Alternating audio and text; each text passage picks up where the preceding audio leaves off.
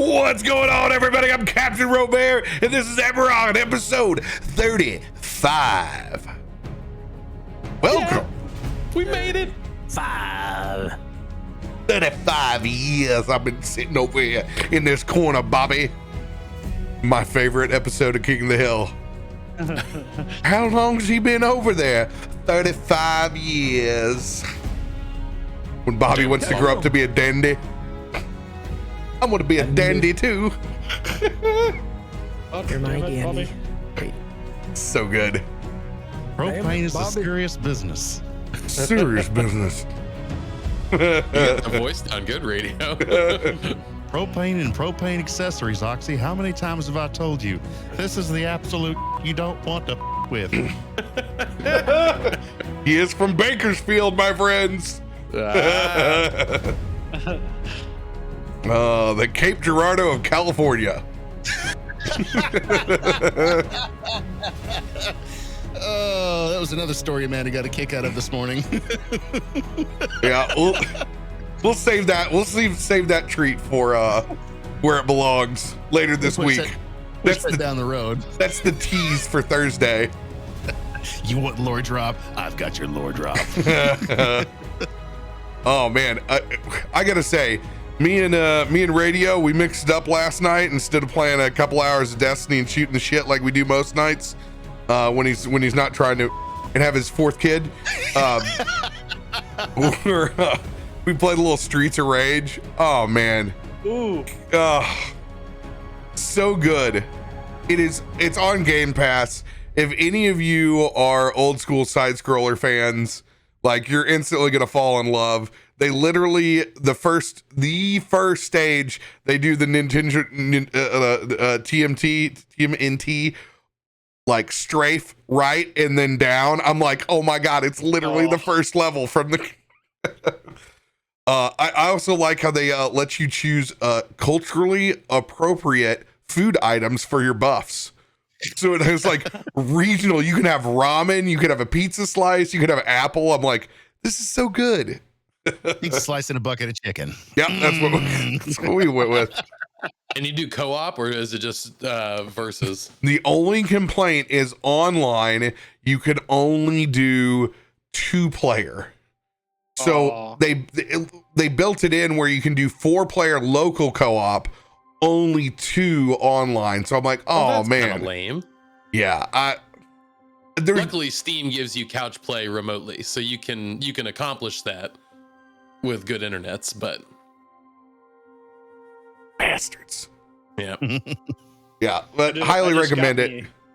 I just got me a Game Pass. Ooh, Nice. You got yourself a Game Pass now. Yeah, I got that computer Game Pass plus the we'll see if it works on the phone too. I'm curious about like how the streaming, the stream play is. I got a backbone, and I've played Hades on it and had a good time. Really? Yeah. All depends on your connection to the data center. Yep. Like, I was able to play FPS Destiny when I was in Seattle on a hotel internet because I was near the data center. Okay. Yeah, I when it was still on console Game Pass, I was able to do it in that fashion on my phone. But yeah, it was. I'm not saying it was great. We got close data centers. We got data centers abound down here, man. I had to modify my play, knowing that I was probably a little bit slower than the rest, but I was still able to get my shit done. Like, yeah, I'm just curious about like, con traveling and stuff like that when I get real fucking bored on the con. Yeah, that's where it's gonna be more of a gamble. I can just go back to my hotel and fucking play there. or that'll be more of the gamble. the guaranteed day where you're like, I ain't got it. Yeah. Now that you have to go for the extended stays, and they're just getting ridiculous. Like, do you need me here 5 or 6 days? I don't give my best friends 5 or 6 days. Right. Like, Anytime they're like, you work a booth, it's like, okay, we need you here a day before the setup, then the day the thing, then 2 days after the breakdown. You're like, dude, I didn't even do that when I fucking did tattoo work, and when I did when I did car shows, I didn't fucking set up like that, dude. That's a whole ass car show. There's 400 fucking classic cars here. It took a day. All right, we're setting up a fucking booth. Go fuck yourself. It is ridiculous, dude. Oh yeah, I can relate. I've put together my fair share of booze in my day. A lot. Is that what happens when you're esports? Yep. I am sports. Oh my god. But it's I was good. Roadie. Good to have everybody back and feeling well. Hope everybody in the audience is feeling a little bit better after this week of sickness in the country. Yeah, good, man. It's good times, isn't it? Get it out your systems. That's something else, dude. Like I was telling everybody else, I was like, I just like, hey, then like once winter ends, it's like I'm either not congested or like can actually take a full breath. Like I'll look at stairs totally different again. Like never take that shit for granted again, yo. Oh, it was wild. We're done with winter here. I had lunch out on the rooftop today. It was 80 degrees outside. I was like, yep, okay, we're over with that. It was way too hot today. Yeah. Oh, done with sweater weather.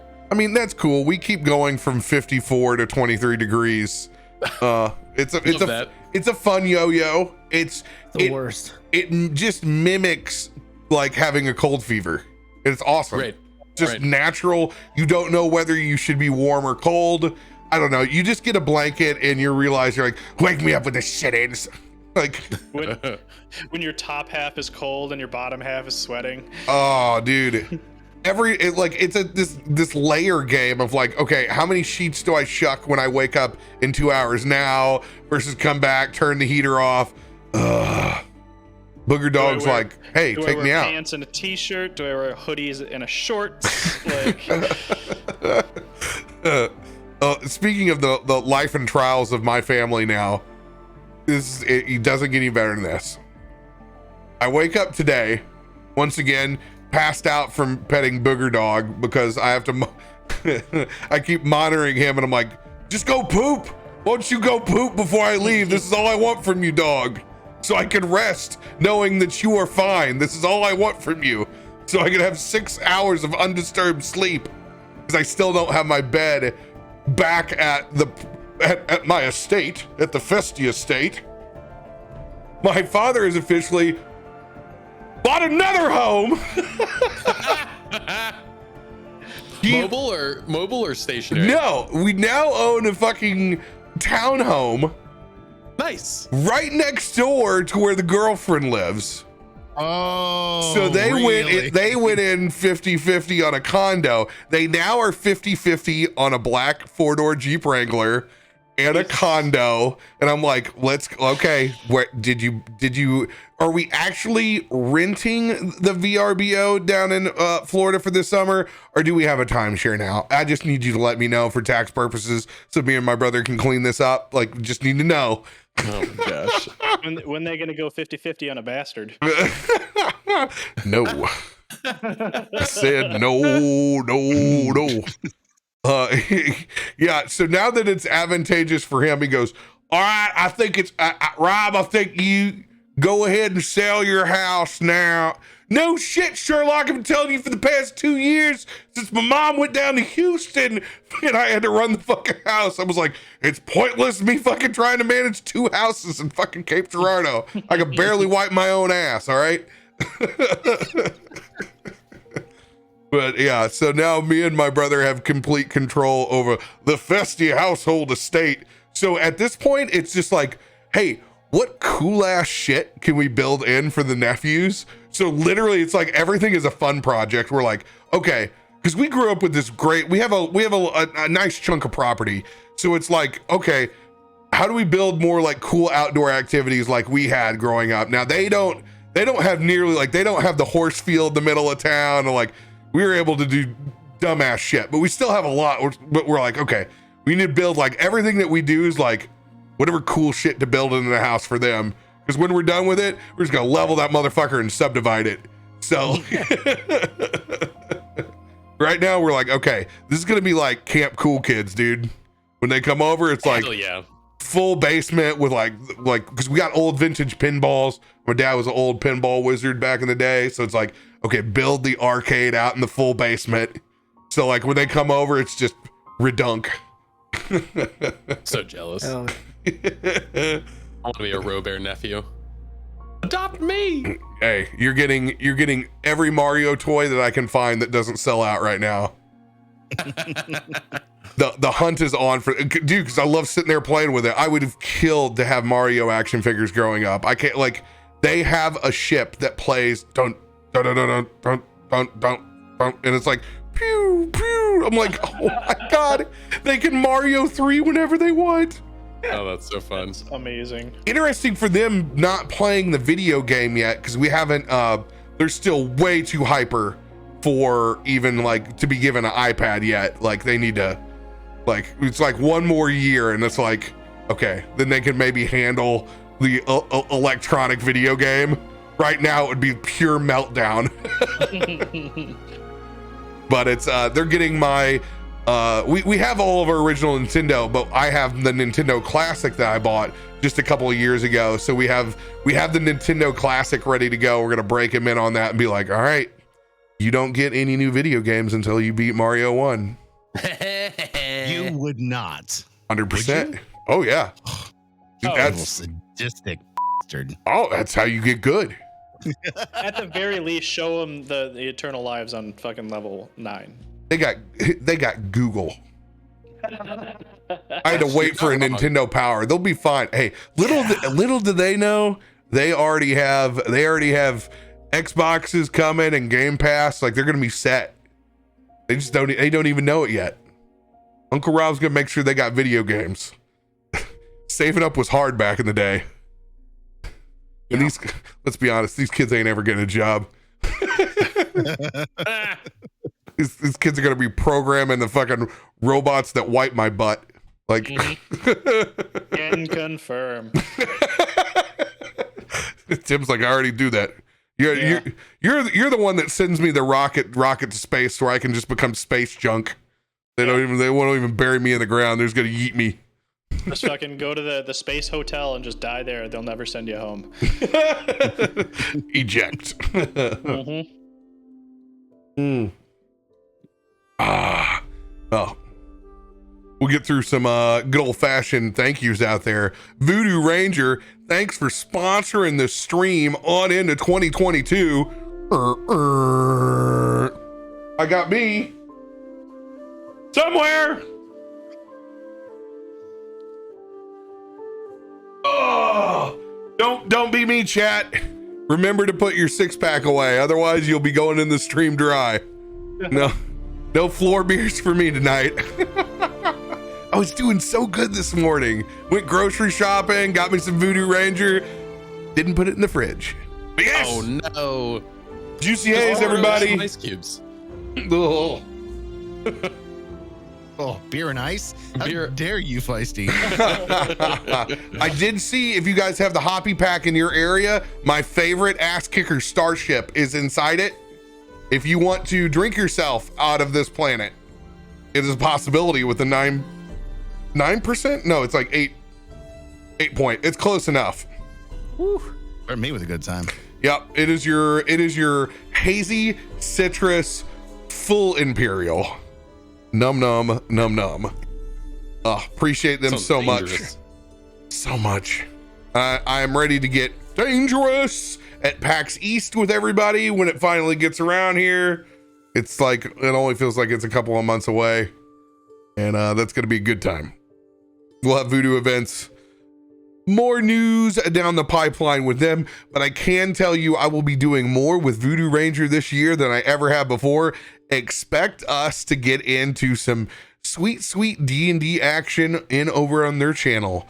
I'll be deeming at least 4 different games for them. So stay tuned for the announcements when I get to put together brewers and wonderful folks from this channel and other Voodoo Ranger partners together for fun and shenanigans. Beer shenanigans. Yeah. If you guys haven't seen on my actual Twitter, if you're not following, climb out from underneath that rock that you're in, and you should check out this lovely tweet that I sent out that got no love today, but it's not about me. It's about the video that's behind it.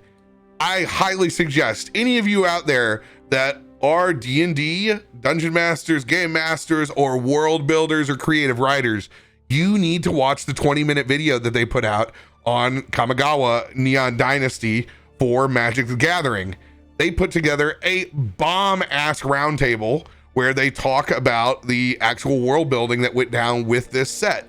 And they have their cultural assistant on with them, James, who's just a rock star. You will love it. He will talk about different types of ninjas and what weapons they can and can't use from different regions, because this was a set that's very focused on Japan. And I found it unbelievably interesting and fascinating. And it's probably the best little 20-minute video that they put out. So check that thing out. I hope they do this for like every set that they touch on an individual world, because it was cool parameters. 'Cause I didn't know, like, going in that Kamigawa was just a Japanese focused set. And it shed a lot of light on the creative process on the inside. So check that video out. It's awesome. They did a great job with it. Yeah. And then final supporter news. Dun, dun, dun. Folks out in Patreon land, thank you guys so much for funding the show. Shabby, Shy Flames, West Wolf, all our level $25 patrons, Caleb, Aaliyah, can't forget the OG for namesake, Monica, and Kevin.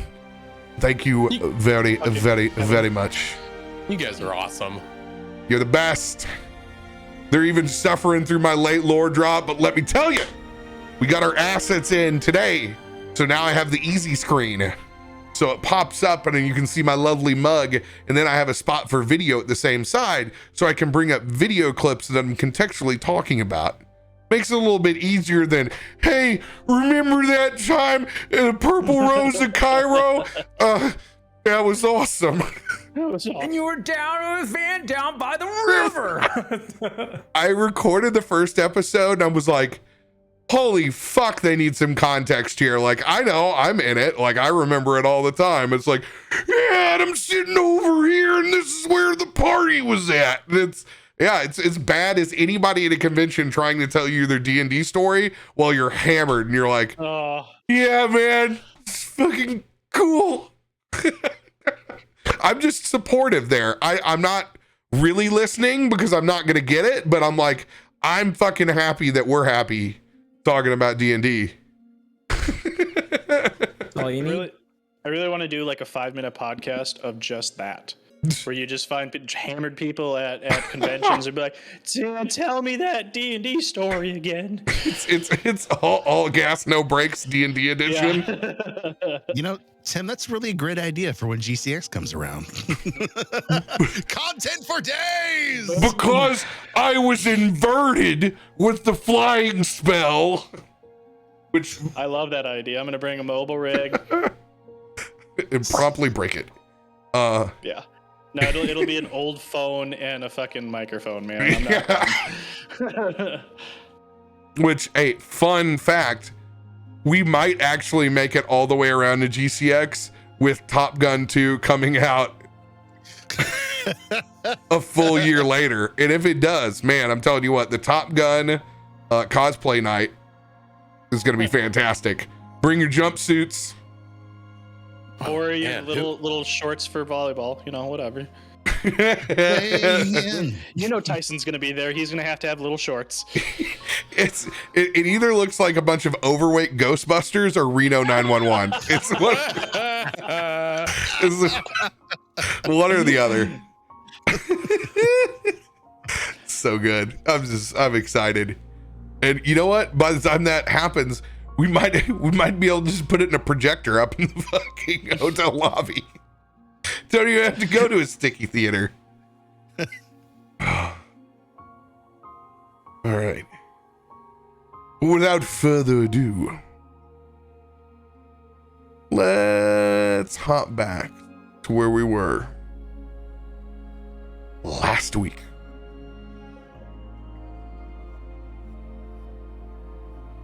After taking out the mesh network in the sky,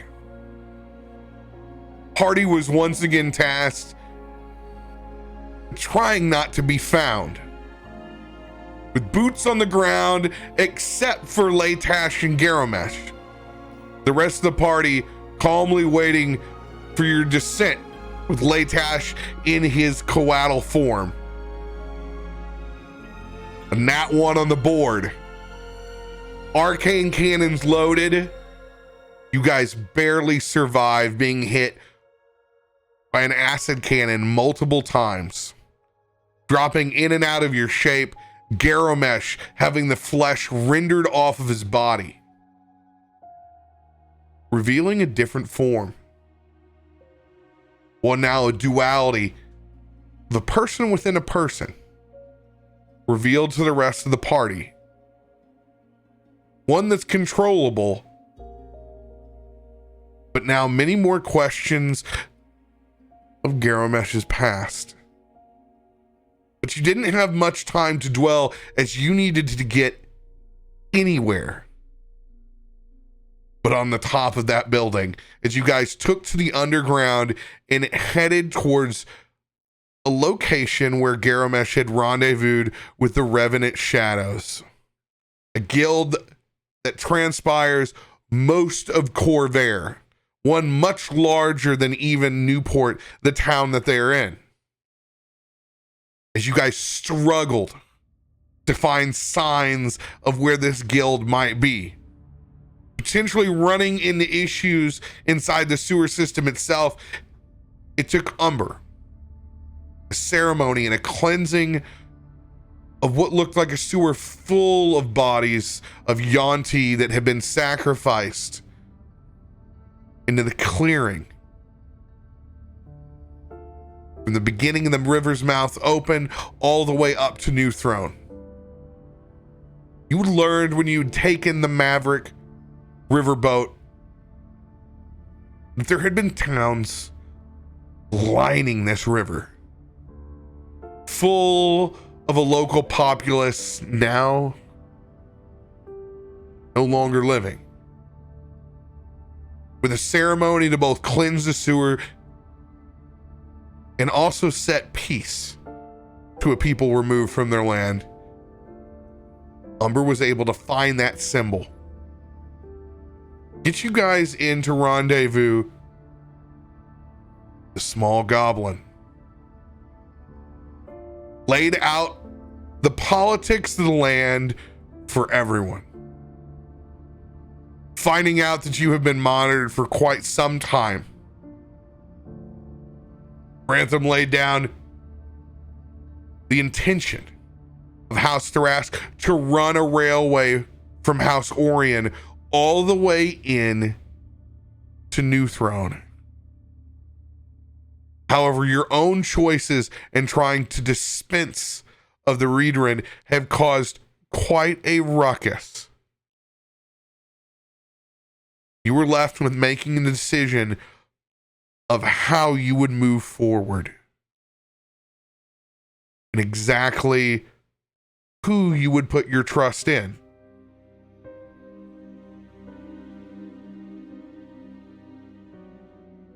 Upon finally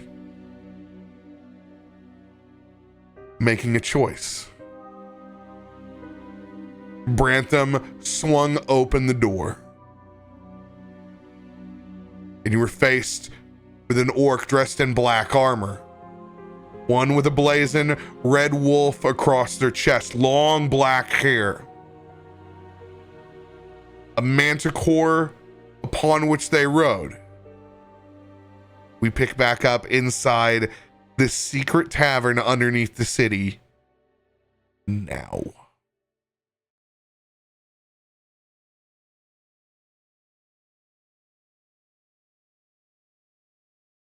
Umber, Garomesh, put your shit down for right now. We got some bigger fish to fry. Kind of points his head towards the orc that just showed up. I'm fine. Do I recognize the voice of the orc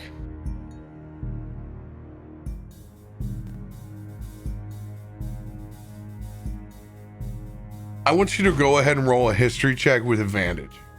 Okay. And is Brantham by us or by the door?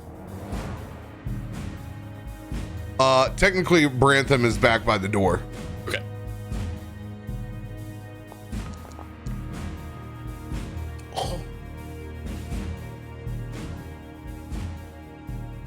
All right.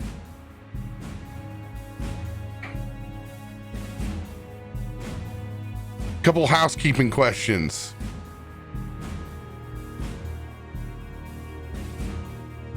Your mark, is it still identifiable?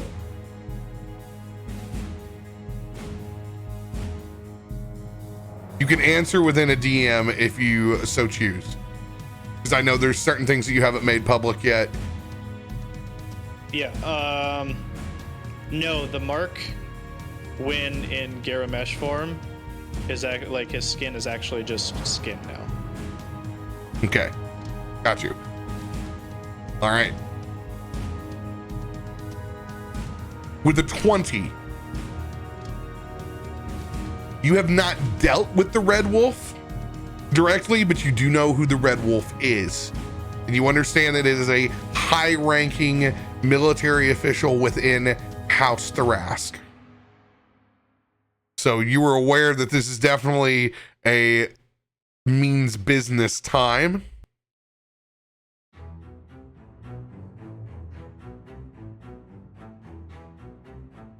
Anything else you want to ascertain from that history roll?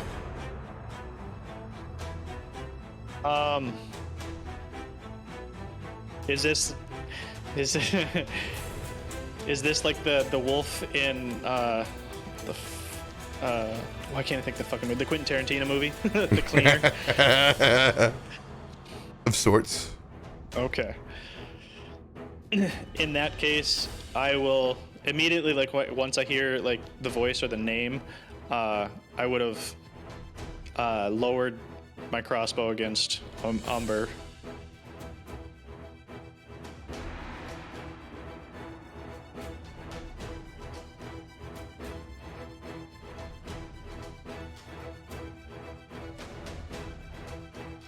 Umber, reaction?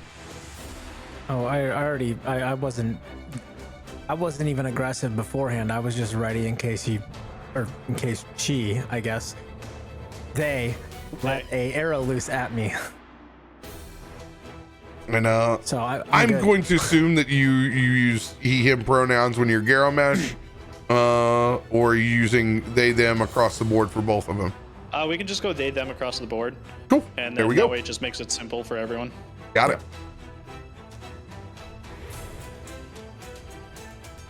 I'll do my best. Sometimes I get them mixed up, but I'll do my best. Oh no, I have the same struggle. It's a common struggle.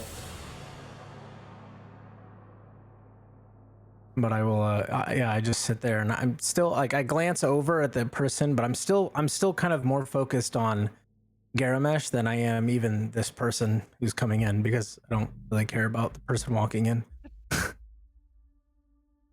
Just another lowly peon for Umber. Yeah, is it clear? Are they walking towards us, or have they already walked towards us? Oh, they're walking towards the table. Yeah. I get up and leave. No, I'm kidding. You working on a poop. I'm actually going to. grabbing some apple juice. I'm going to slide my happy ass over here and kind of. Gosh, just go ahead and make some room at the table. We're probably going to need it. Oh, you want to invite him in? All right.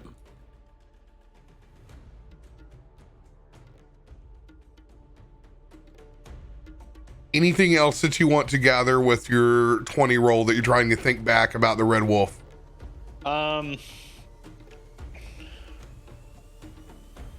Yeah, it's basically like you already kind of hinted at, like he's the cleaner, but like, is he like what is his main goal when cleaning? Is it? I just never to said he wipe was a the board? cleaner. I said, Oh, yeah, okay. of sorts. Okay, like it's basically like, why is he usually sent in? Okay. The Red Wolf in particular is a tracker. Okay. Bit of a ranger type.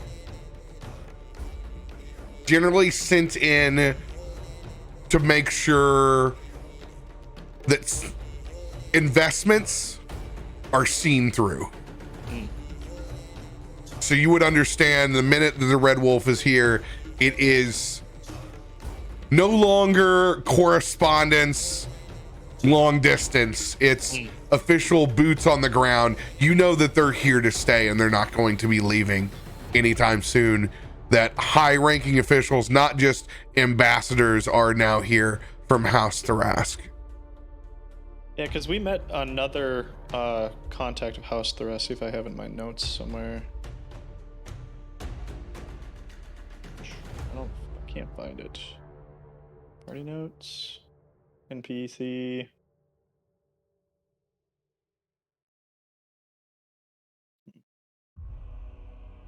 Yeah, there's like another like house. There it is. House Thrask. We met Branthus. He was basically like the hype man, you know, the lowly peon, the guy before the guy. So now it's time for the guy. Yeah. Okay. That slow motion beginning to end before they reach the table. Anyone else with questions?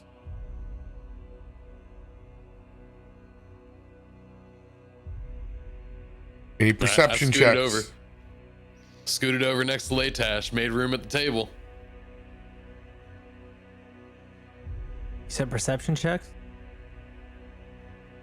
I'm allowing you guys to gather any information that you can before RP starts. Definitely watching the situation. Give you a 12. 12, you are locked into them walking towards the table. Wow, his armor is pretty dang nice. Look at that. I want to do, if I can. Oh, yeah. You said It's nice perception, armor. but I want to look at Garomesh. I want to see what they're like. I obviously changed the crossbow, but I want to read like their reaction, like kind of to this person walking in, kind of get an insight to what there's familiarity and recognition. So I'm just trying to gather a little bit more on Garomesh, I think. I don't know if you know that he has familiarity or recognition, though. That's a lot of table talk there. I don't know. Well, he had said that like as soon as like he saw it, like there was a shift. That's the only reason I was even saying that. But if not, that's totally fine too. Roll an insight with check, but I think most of that's all been meta at the table. 17. 17, just kind of glancing across the table. From Recoil's perspective, you can see that he is all eyes and ears. He is focused that there's big boy business in the room. Yep. Okay. Anybody else want to give their initial read? May do so.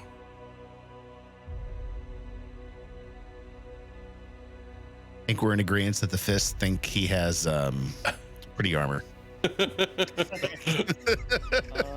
Tactical assessment. Okay, so what I'm trying to gather out of you guys is what your demeanor is at the table right now. Are your hands sweating? Are you nervous about the interaction? Does your character think that you're being sold out? What is the vibe that you're giving off at the table now that all of a sudden it appears as if you've almost been double crossed? Oh, so I don't think Oxy would think that he was double crossed. He thought that this felt like just another party getting involved in the business that is being dealt. So to him, it was more inviting more people at the table. Kind of where I was too. Like we kind of knew that this was somebody who was going to be involved in it anyways. I think Umber has indifference because and I think that's part of the dialogue from last session was like I don't care about politics. I don't care about who's making money. I don't kill for people. I do what I do, and I'm only beholden to myself and my beliefs. And so to me, I'm indifferent right now. I'm sitting at a table and someone's walking up and they're discussing, but I personally could care less about any politics or anything they're trying to do, so I'm indifferent 100%. Whether that's to my detriment or not, we'll find out, but I could care less. Garomesh goes into a like stoic resignation. It's the idea that like you're always told that the district manager is going to show up and he never does, and then when he does, you're just like, okay, you know, it's one of those like it's real now. It's no longer like talk. Now they're coming in to do their job.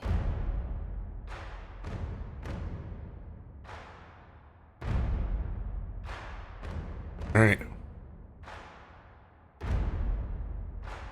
Having enjoyed the drinks and small snack provided before us, I will go ahead and burn the chef's feast that Esteniel threw out for us. I'll go ahead and take that. 16 points, temporary hit points. Yeah, we didn't get like short rest or anything, right? Just to make sure. We did a short rest. We did a short rest. Yeah. Oh, okay. Short how we're all rest, back but at full health. I don't have I only have a handful of spells. Okay. Did we do like a full heal short rest or no? All my short rests are 100% max heals, Perfect. unless I've told you otherwise because of conditions. Yep. But you're still missing spells and stuff. Yeah, Might have done that. only got a few spells. Do that. That's interesting. Same, but I'm a monk mostly. Oh, that's weird. So it reset my short rest on the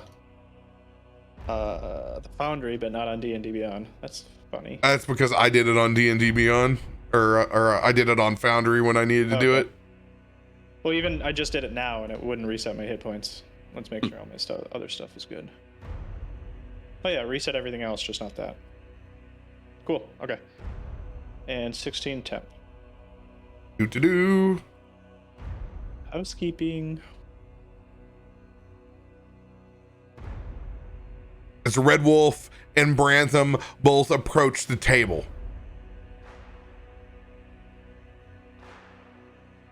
Gentlemen, I present to you Lord Brackenor, the Red Wolf of House Thrask. We all have much to discuss here. As Brantham slides in to the seat that you've made next to you and takes that large double mead, as you can see a little bit of sweat dripping down his brow just a little bit as he takes a couple large awkward sips. You okay there, Brantham? He just looks over at you like you're an idiot. Two individuals bring out a massive chair over to the wind. One that's oversized. It's literally like the throne that they pull out for Santa at the mall. This is Of course it is. that double wide snuggler lazy boy built of fresh mahogany, as it's set on the end,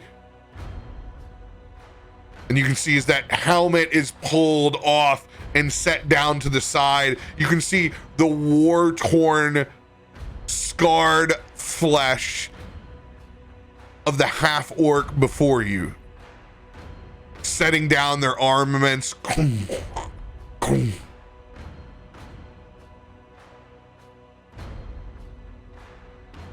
So, Brantham, these are the skybreakers that you speak of. These are the ones, my lord.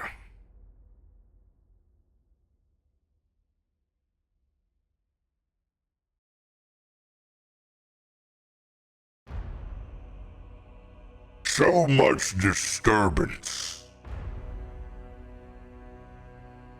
So much anarchy. You've caused all quite a stir.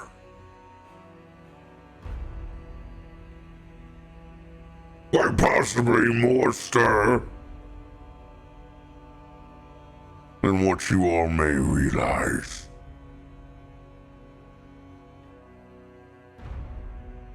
So we come to a precipice, Skybreakers. As he takes the time to scan the table. By the day, if we were doing like group names, Skybreaker is pretty badass. Just saying. Not upset. Yeah, I'm like, that's not bad. That's not a bad name at all. Hey, you like how I worked that in there? Yeah. Oh yeah. What's the first thing you guys are known for? Right. Yeah. Largely as a operative group. Pretty A very cool. fitting one for Adam's Eberron as pretty well. Cool. Umber doesn't give a shit, but I think it's cool. It's like-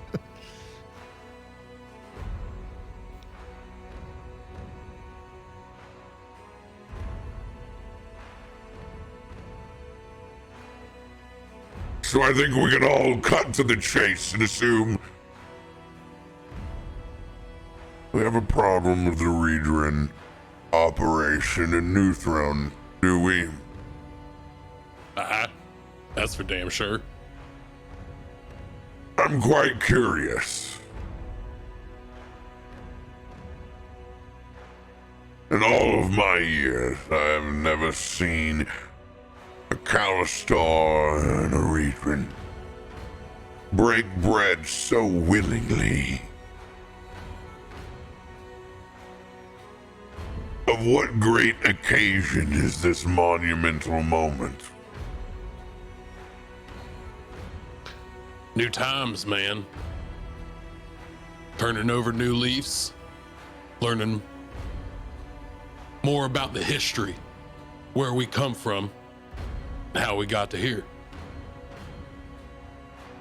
I think what Oxy's trying to say, my lord, is that we've both come to understand there's darkness and light and existence in between. And that's where we all must live.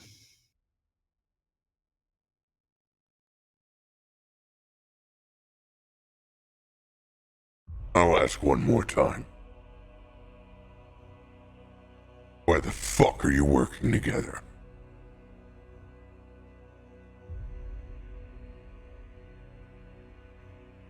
Right now, it's to end the Redra, which we did a pretty good job of doing that.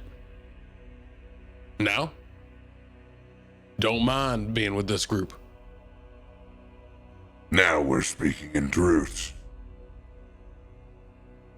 We have a defector.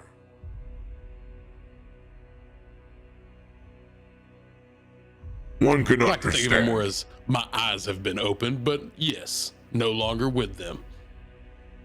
What would you consider yourself 50 to 60 feet above on the streets? Would you consider yourself awoken and educated? Or would you be considered a treasonist? That depends on the eye of the beholder, doesn't it? Well, certainly it does. But this brings some much needed clarity. I can understand. A rogue cell of Calistar. Not wanting any bit of Readerin culture to touch this continent. For that, House Thrask and my people have a deep understanding of the loathing of men and a displacement for who and what you are.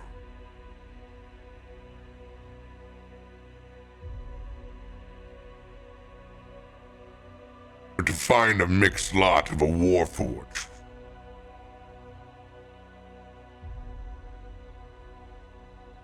and other individuals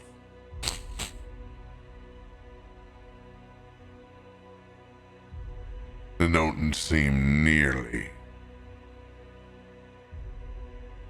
as dream quarried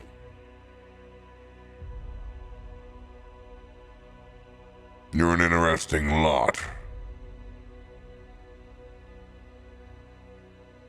You've laid your intentions. You've acted upon these. You have done quite a number and wasted many of coin.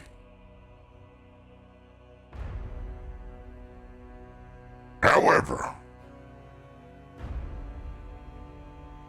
I'm a deal maker, not a deal breaker. You want to dispose of the Reedrin from this continent. Is that correct? Wouldn't be upset with it. Even if that involves removing yourself. I wasn't planning on living in New Throne for forever, tell you that. No one wants to live in New Throne, let alone forever.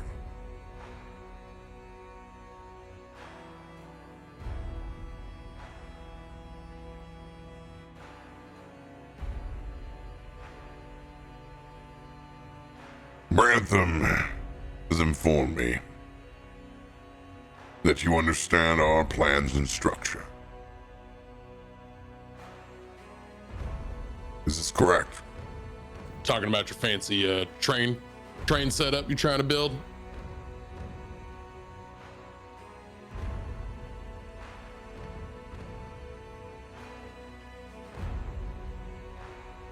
And he just stares, just gives you that death stare.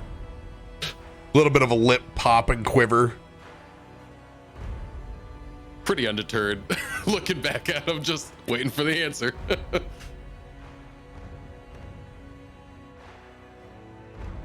This is an investment on opening up quite a marketplace. And as Brantham has said, you've cost Karneth quite a lot of coin. However, these things can be salvaged. It takes the right people and positioning to persuade them that maybe things should be done in a different way. As it stands, Skybreakers, you're on our shit list. It doesn't have to be that way. We can certainly blaze a different trail. But it will take your cooperation. I can respect that you do not want Reedrin in this town, in this continent. That means you must replace. And just how do you plan on supplementing the security of our investment inside New Throne?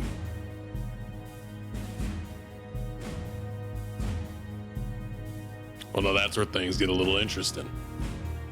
He leans back and kind of opens his chest up so Leightash can peer through and looks over at Leightash. You want to let him know about our allies in Kibara? Power in the jungle? That's what we discussed, isn't it? That is the true power of this area.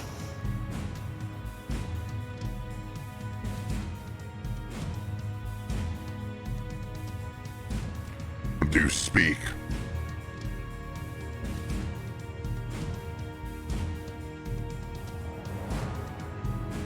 Pardon me asking, but what do you know of the Cold Sun Alliance? I know much. Cold Sun Federation has been one of splinter groups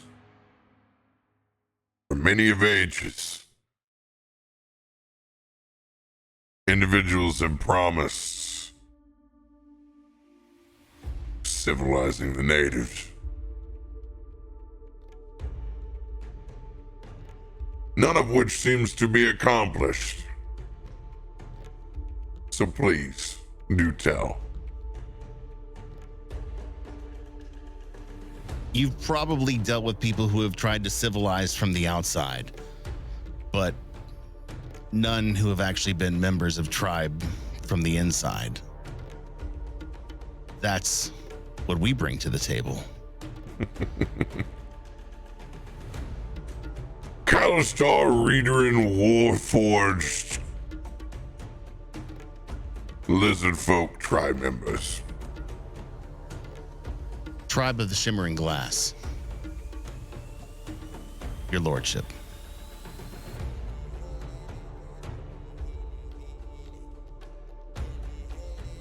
This is who we will unite this Cold Sun Alliance under. And protect your investment. Shimmering Glass. Either this tribe doesn't exist anymore, or it's so small, it only involves you.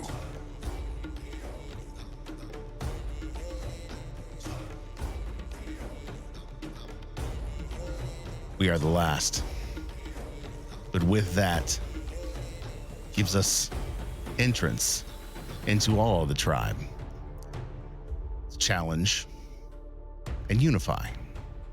You sit here before me to tell me that you plan to replace this city's control, of which a tribe of you are the only left remaining members.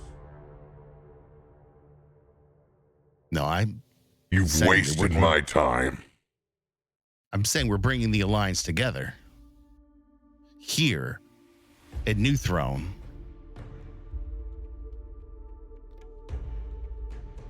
Strike two. You have no alliance with other tribes. Brantham, it appears that you've wasted my time here.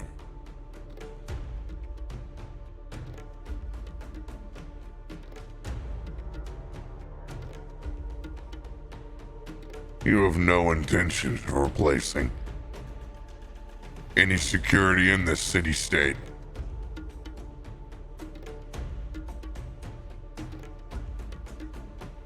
Do you?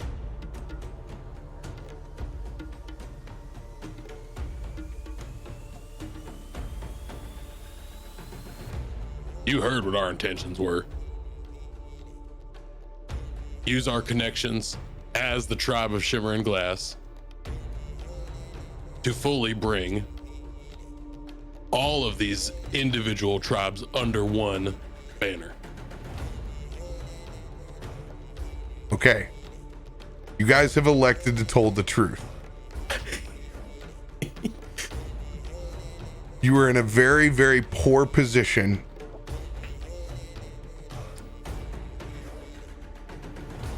As your DM. We should have strategized. Why would we do that? Yeah. We did strategize last week. This was our plan. As being word of the sky, and now we're breaking. As your DM,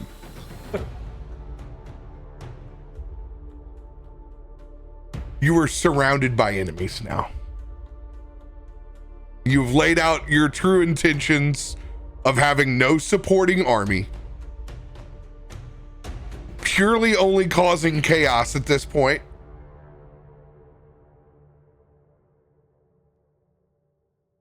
You have 3 factions that want to kill you within your proximity. because you're a nuisance.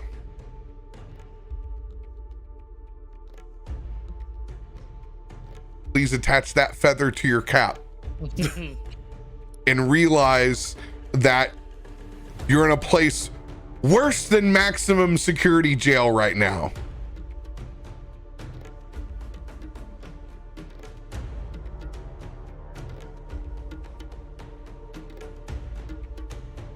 Lord,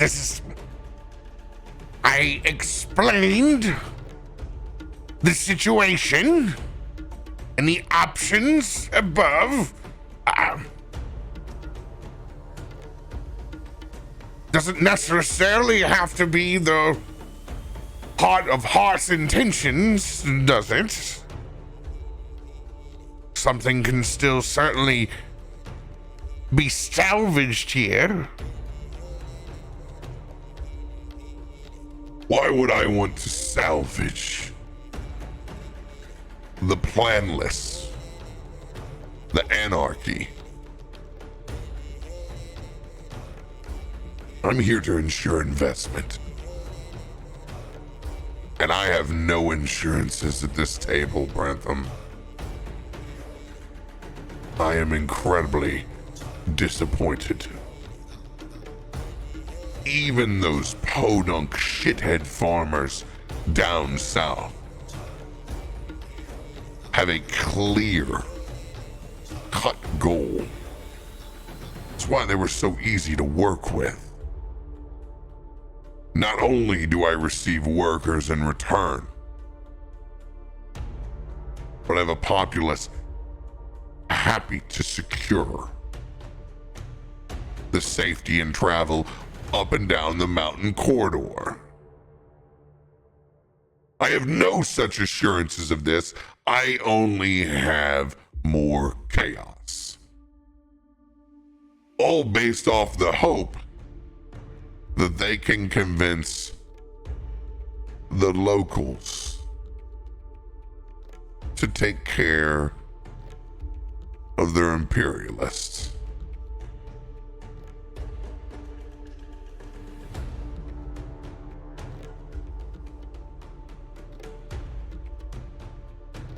Had you had seen us before ever meeting us, would you have said that this group was the one to break the sky?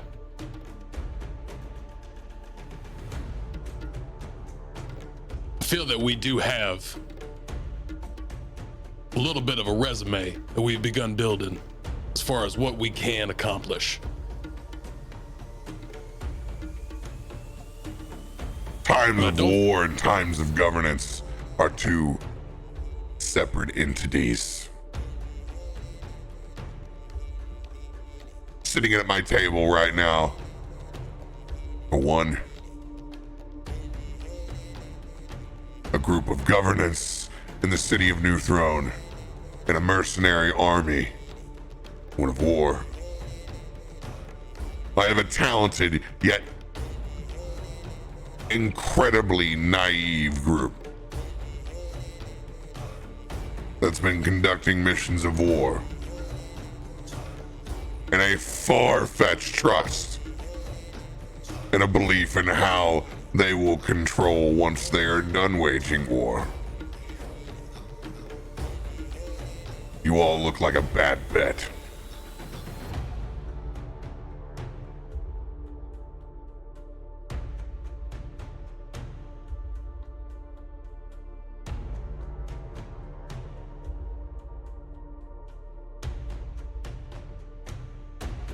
I tried gambling once. It wasn't for me.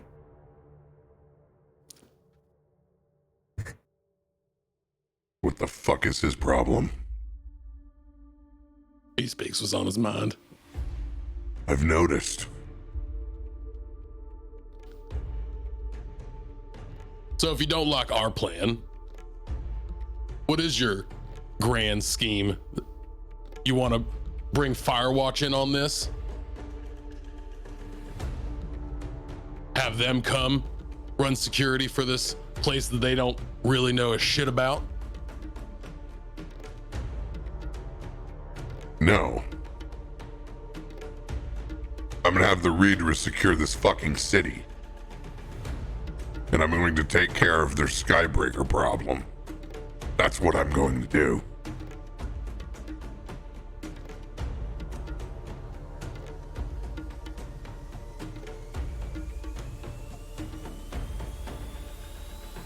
How familiar are you with the Redra and their plans?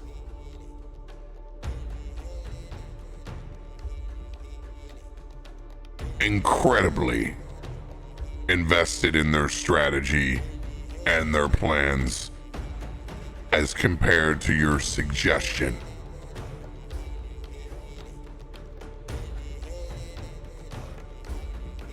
So you think they'll just stop? Just come put a foothold in Kubar and be done with it? Be happy that they've got their little spot? I don't give a fuck what the Redra do in Kebara past the security of this open market.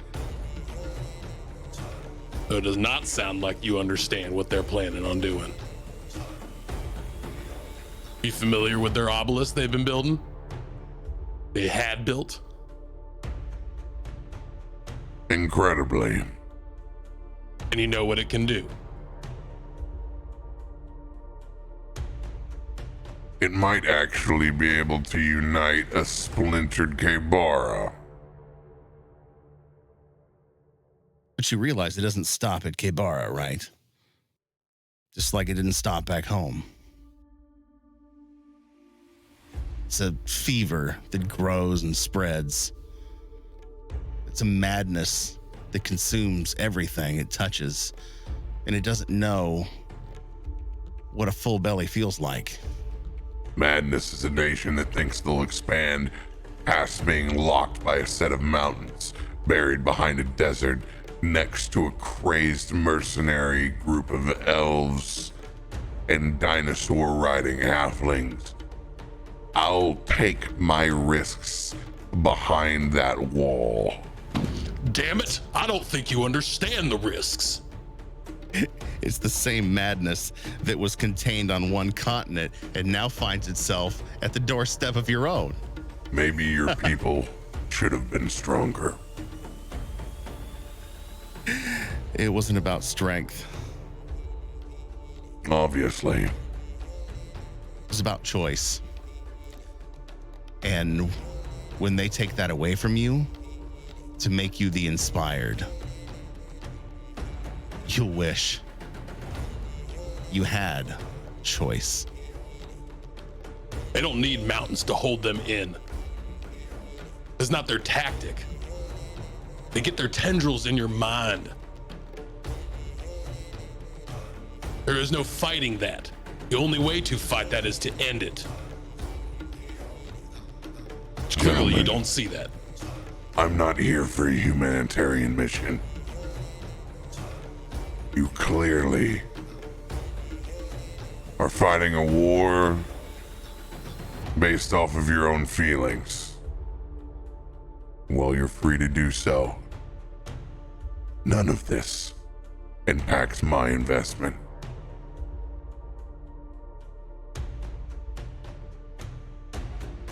So unless anyone has a plan,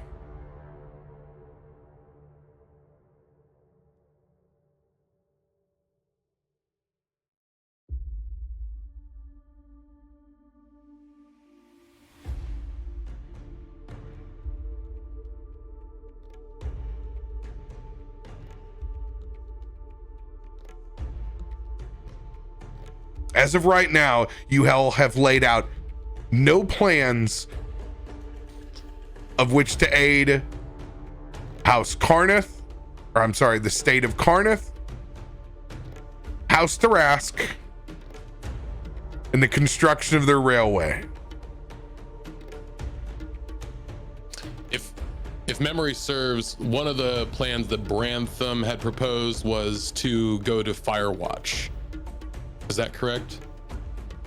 And Yeah, use go them as Firewatch, not to we're to clear, I believe, clear out Firewatch, and then clear out the path by the crazy elves, so that the train could loop around the mountain and go through. So in your discussions earlier, you had talked about not being fans of Firewatch either, and them being an issue. Right. Grantham said, well, raise your army and take care of the whole corridor then. From New Throne all the way down to Firewatch. But If you- Firewatch was what he originally proposed to be the replacement security. No. That was just You another guys problem. have- Okay. Fucked up the Northern Pass Right. and limited the Reedrin inside New Throne. So first wants to know how you're replacing security in New Throne.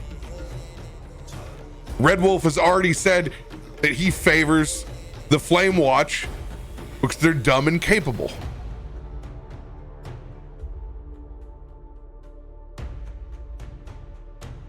No solution has been given on how to secure past a hope of trying to reunite a splintered faction of lizard folk.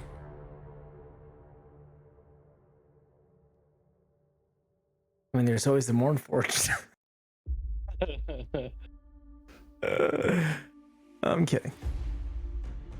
God, this is. I mean, I'm thinking, but like, problem is, Umber just doesn't care about any of this whatsoever. He just doesn't like the Reader and he thinks they're bad. So he's like, well, we're taking care of the problem. But what happens afterwards is that's up for nature to find out. Like,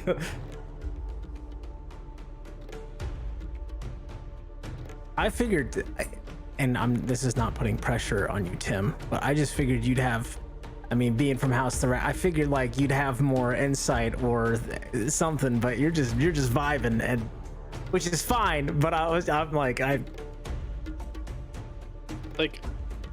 Tim personally is a little bit like lost on the options, but Garomesh kind of went into station a little bit. You know, House the Ras gets what they want. Hell or high water, they get what they want because they have the backing and the money and the know-how to do it. Like they not only are they wealthy, but they're scheming as well. So it's like, clearly, So to lay it out as clear as I can, we're fucked. you guys turned over your cards and showed them that you have nothing immediately, and you've done nothing to guarantee the security of New Throne. You talked about the emotional impacts of the Reedrin, of which is not a concern. The same way that Umber doesn't have a concern. They have no emotional attachment whether they are oppressors or not. They are hired mercenaries to secure both the city and the passage of the railway.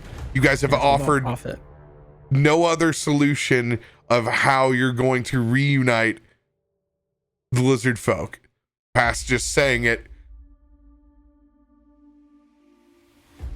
and revealing that you don't have connections to any of the other tribes. So this is where you were at.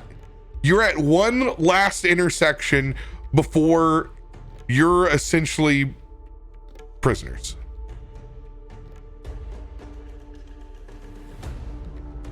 I mean, they could try. I mean, I'm trying to think if there's anything that I could even remotely bring up that would be helpful, but I'm like, this is. You have tons of things to bring up. You've made no case. Yeah, I'm just trying to think. You guys have made no case for what you wanted to do when you left the table last week. All you did was make your case weaker so far.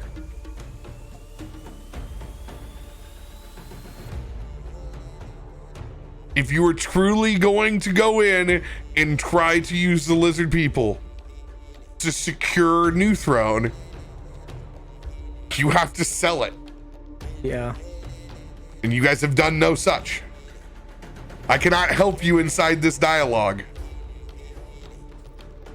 I wish I knew more about the lizard people. Well, you don't have to know more about the lizard people You just have to sell it. to sell a plan. You just happen to sell that you guys are full of shit. I mean, I think one angle, and this is kind of like just out of the box, but and I don't know if you can even do it, but you still got a coatl form baked in somewhere, Leightash. Yeah, I've still got spell slots. Now the gears are churning inside your head. Okay. What I want you guys to power play, legendary creature that's mystical, right? Dragons are super hard to come by, and all of a sudden you are one, which means you've had to been in contact with one. Pretty powerful showpiece. What I want you guys to do is go ahead and take 5, get yourself a beverage, hop on side of side comms. I'm going to give you guys 10 minutes as a group. That's much appreciated. To put yourself together. I will take care of late chat while you guys are gone. I will see you guys back at 11:27. So we go into the waiting room? I will move myself out of here so you guys are in a control gotcha. channel. Okay. If you need me, just DM me. Oh boy, chat. Wish us luck.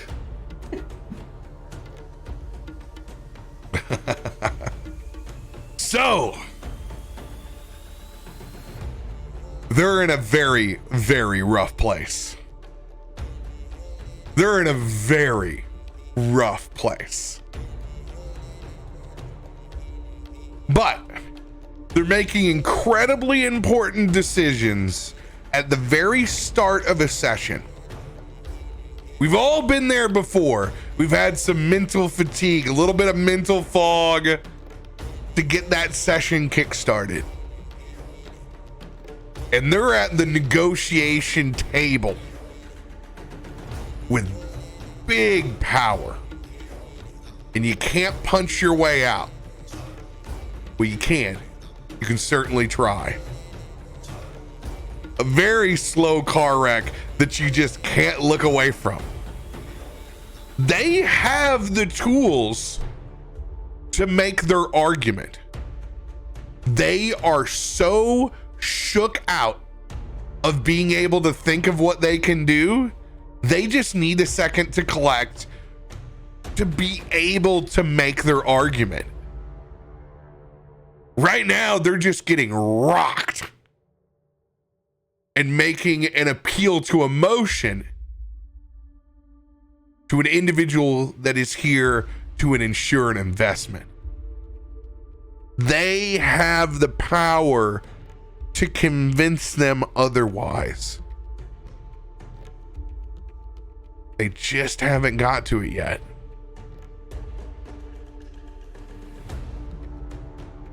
Back in my day, DM gave you to the end of the sentence to make a decision. This is important. This is episode 35 of this campaign. Right now, they are an anarchist splinter cell. They are a thorn in the side of multiple factions and are deep within the sewer and can be disposed of. Ooh. I mean, if it all breaks down, we'll be taking another break, and all of a sudden, this sucker's gonna get filled to the brim with God knows what. We're either walking out of here like this sumbitch's roadhouse, or they've come back to the negotiation table and they figured out a way to plead their case. We will see what they come up with. Oh, thank you very much for the very, very kind gifted subs. Thank you for the patronage. I did not expect them to just go, yeah, it's us.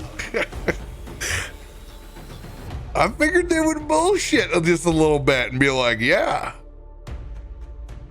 we know the lizard folk. We are. Hell, we know all the tribes around here. It's one of those fake it till you make it situations. Unfortunately, being honest with the insurance policy, not the best in this situation.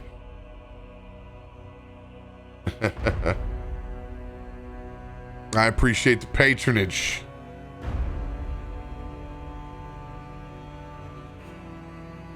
So, as most of you know, I do play a DMPC in all of my campaigns. In situations like this, I can only support my group. I play a reactionary character with them. So while Recoil has some serious opinions at the table, I'm only meant to help and boister and give options to their decisions. I'll be cutting back into their meeting and I will simply ask a question of how can Recoil support your argument? I can't solve the situation for them. West Wolf with the question. The orc, the Red Wolf, is asking the party for an alternate plan to secure the city for the safety of the railway construction, because they have essentially rendered the Readerin incapable. That is correct. Party is only getting an opportunity because there's a certain amount of fear of how much pain and suffering they have dealt. Yes, they have been a successful cell of chaos and they have disrupted this investment. They've disrupted it so successfully that they've been brought to the negotiation table about replacing the Readerin. They've been so successful. Unfortunately, in trying to gather that information, they have revealed that they really have no plan to replace the Readerin. And that's not good for the investment broker. So now they're stuck between a splinter group that is ruining the investment that has no plan to secure the city or the passage of the railway, or to now boister the group that they've been attacking.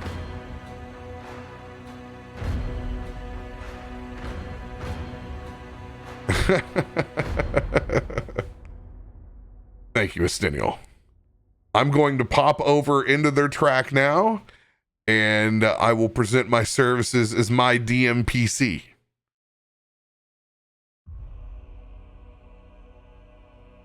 Because I was like, how do I creatively, you know what I mean? You are Like, back in the main chat now. oh. Yeah, we are. If there's anything that you would like from Recoil,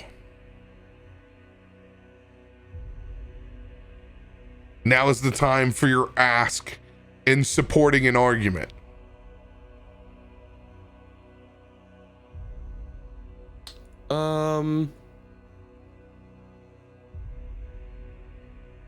What we had discussed is that Recoil wasn't really going to be able to be a part of that. So what we had started theorizing as our plan didn't necessarily involve him. I don't know. Just a background piece. Has hauled weapons from the region before, has done business, understands the business relationship, has run a lot of black powder guns through House Thras territory.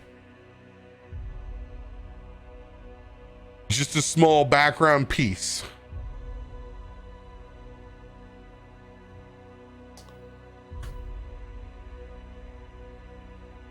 Do we want to involve that, or do we want to keep with our original?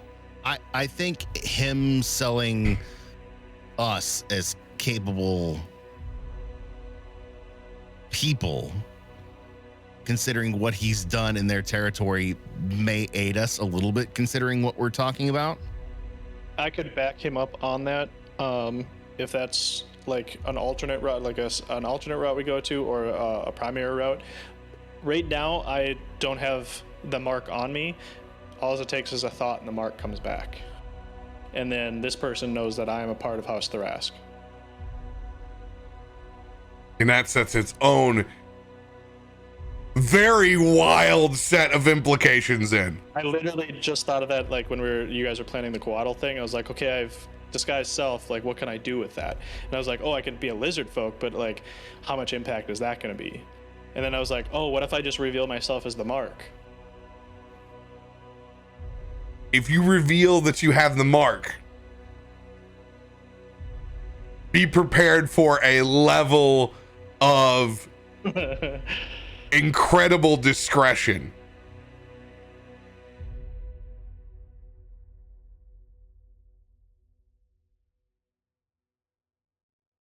Are you guys ready for the last round of negotiations? I say we go with what we were just talking about before Rob had popped in. Yeah, That's where my vote's at. That's I think that's good. Like, we'll do what we've done the entire campaign and fuck it. We'll see. All right, I'll let you guys tell chat what you're up to while I go grit new beverage. I'll be right back. No problem. Where's this? Oh my gosh, chat. This is gonna be ridiculous. There is no screen. Oh god. No straight.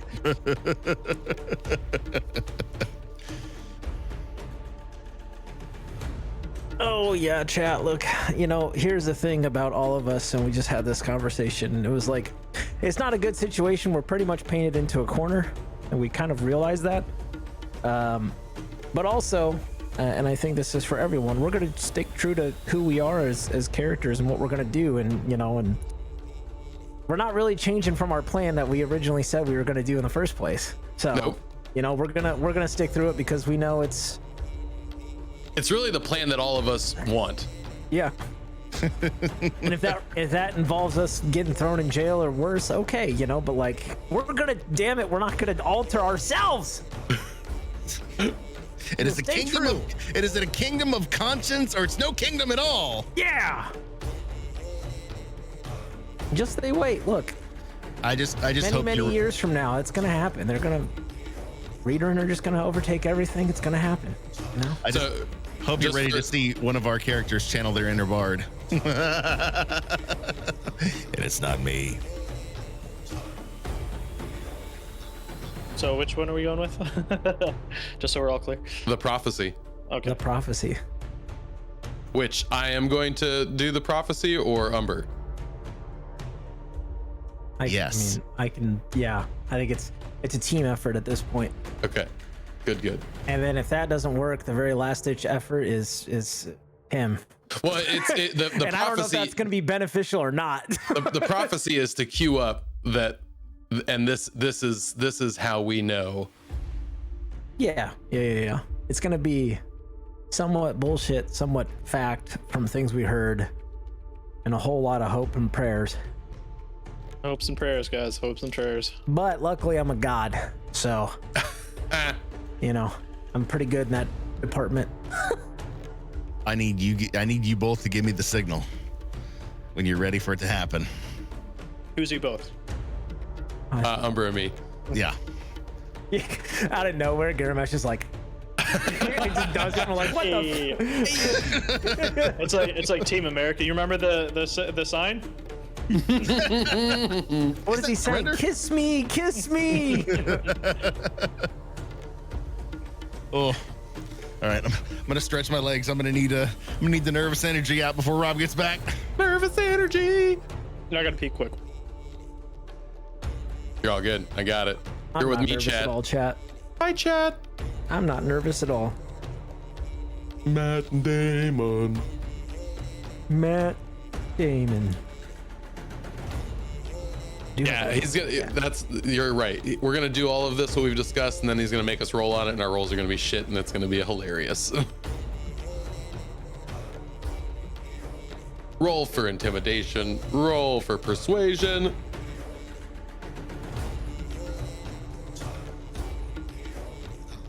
Ugh. All I'm saying is no matter how this goes, I'm here for it. I mean, yeah. The only way that it stops is if we just like straight up attack this guy and we all die. Yeah, I mean, do we go quietly? I feel like if it's clear that we're surrounded, I don't feel like there's any way to not go quietly. Kind of locked in on that. TPK or bust. Don't let me roll. Yeah. That's the problem though, is I'm gonna have to speak up. And my charisma is a +0. So you got some of that snake oil, son? yeah, I just Oh yeah, I do have a snake oil card, don't and I? I just like put on some snake oil real quick. I I got one snake oil card. don't even know if I have snake oil. Nope. Nope. Or you can have one of my 6. Put it on your sheet. I'll mark it down to 5. You want it? You got it. Pass him. You can't use another man's chapstick. Yeah, you can. If it's unopened, Oh, it's opened. And it smells like patchouli. I'm good then. I'm good. I don't. Why is it salty? I sweat a lot. Huh. Huh. Oh, I know, chat. I know. Look, I enjoy the chaos, you know.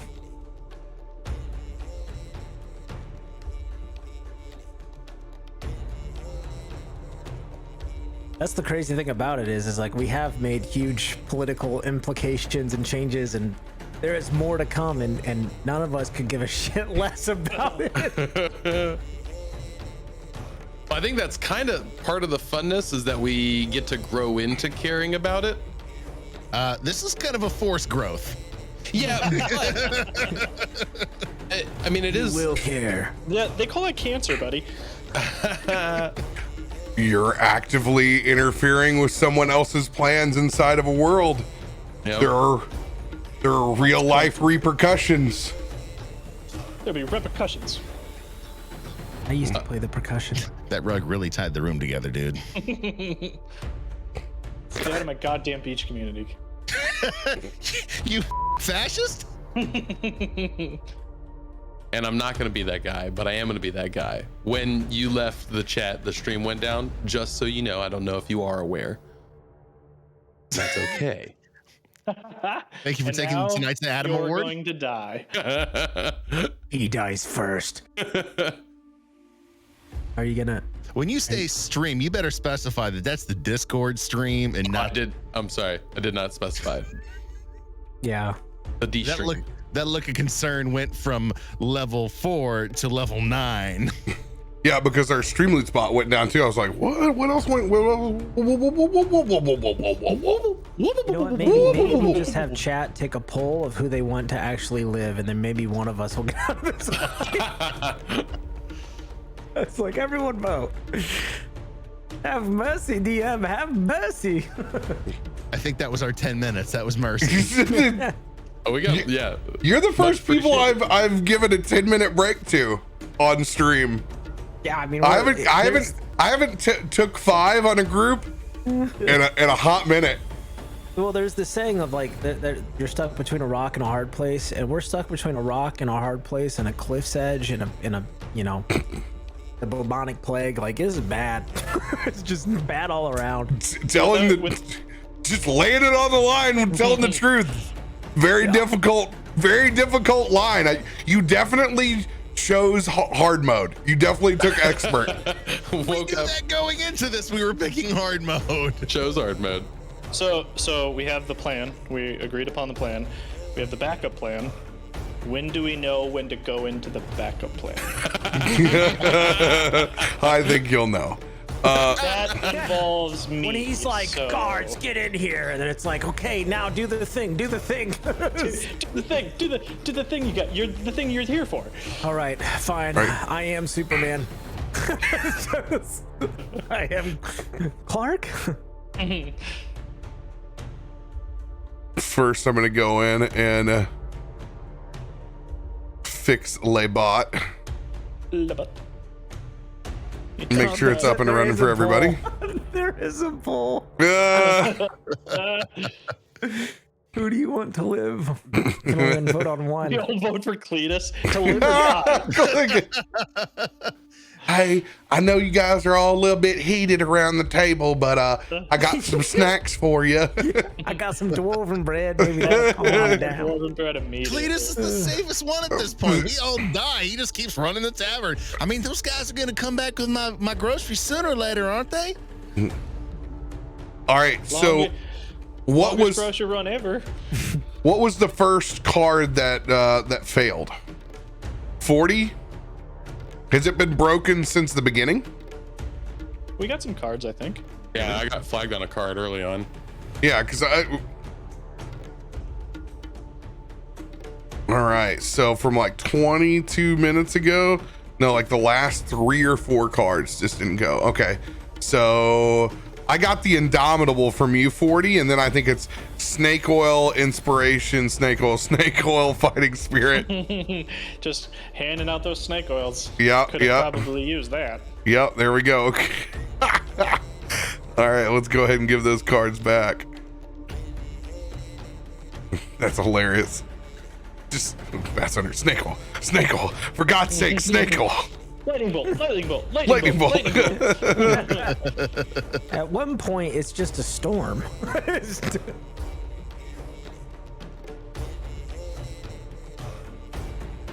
All right.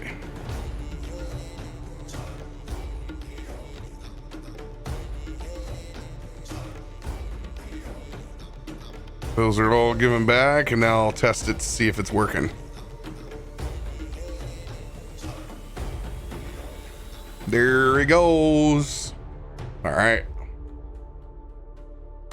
Lay fixed. No, it's Leightash. Leightash. Ayo. It's Leightashed. Then it's full of shit and smells like patchouli. It's still salty. I will honor this meeting. For one more round of discourse. Either explain to me how you're going to ensure the security of New Throne and the corridor of the railway that connects to Flame Watch.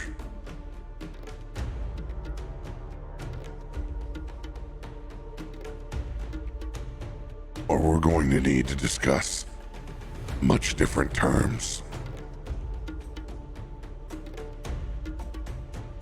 Appreciate you taking that time.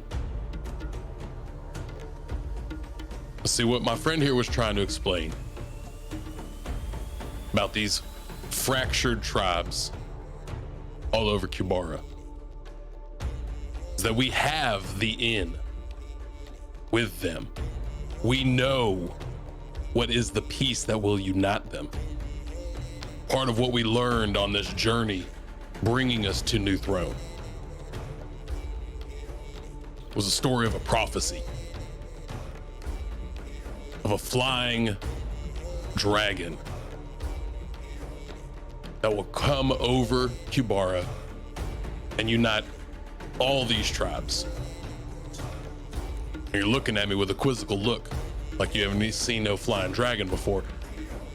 I wouldn't have believed it either if I didn't see it with my own eyes. Roll an insight check first. Rolling. There's a 10. Give it a 10.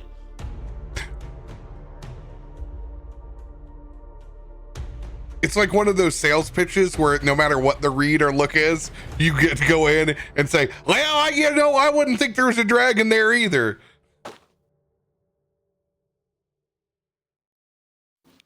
Actually, I'm quite familiar with the region. And yes, There are dragons here. Well, good. So maybe you have heard of this prophecy. So part of what we learned becoming a part of the tribe of shattering glass. Broken glass. Shimmering. Shattering glass. Shimmering, shattering, broken, shiny glass. This is like a living, breathing Nat 1. It's shittering glass at this point. It's just shittering. Shitting glass. It's definitely shitting glass.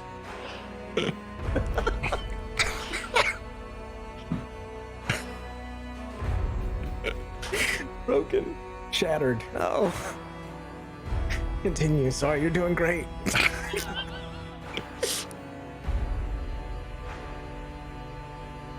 What we learned is that this power, this dragon, actually lived inside of one of us. And as we were inducted into this tribe, we were imbued with the power to become that flying dragon. And all that is needed to start the gathering of the tribes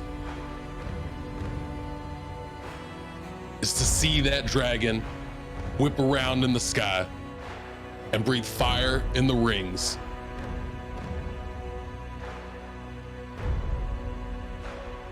And send the signal. Roll a persuasion check with disadvantage. Ooh. Can it be a flat roll with my snake oil?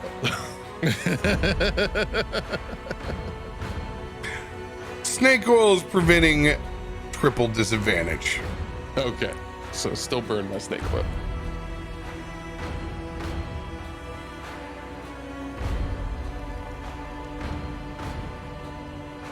There's a 9 and a D8 for inspiration. Got a D40? 15, no, 14. 14 total.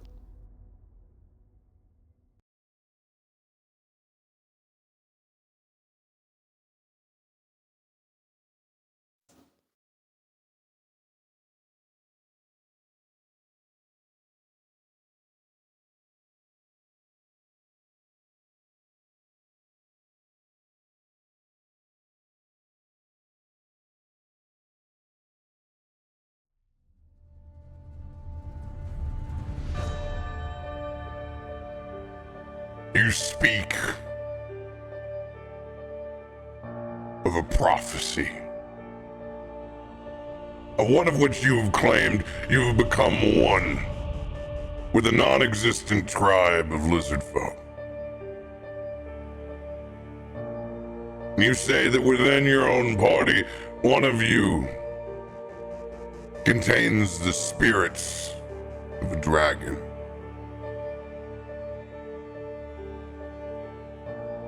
And that somehow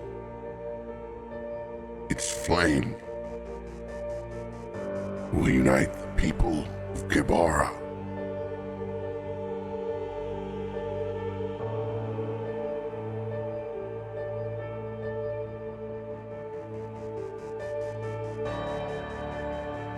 I want you to roll either a deception check or another persuasion. At this point, I'm gonna look over at Leightash. Sounds like this man doesn't believe what we're selling here, Leightash.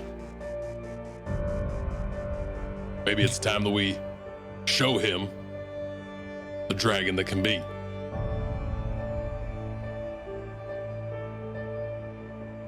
Since there has been no prophecy laid about with a fire and a dragon uniting rings, either you believe in the bullshit or you actively know what you just said is shit. I do know that what I said is shit. Please roll a deception check at disadvantage. Oof. Well, you have your snake oil, so you can make that flat.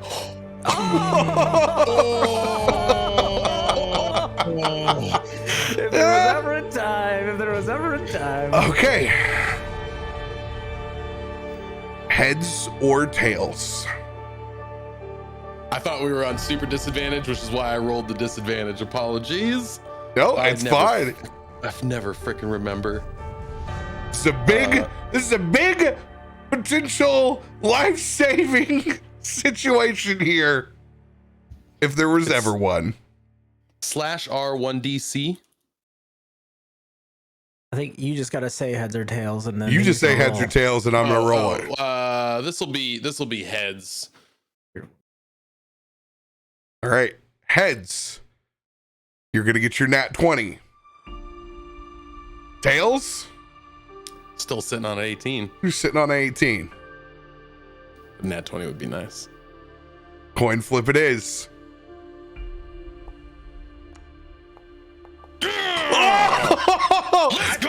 I was excited. That was the longest roll of all time. Oh, my Oh, God. boy. Oh, It's in the man. middle of the table, too. Look at that. Look at Good God.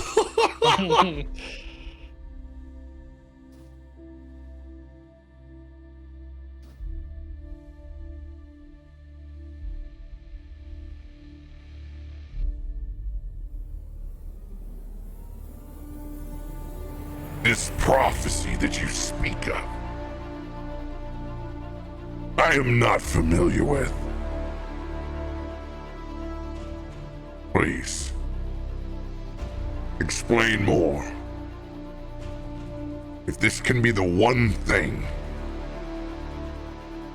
that unites tribes,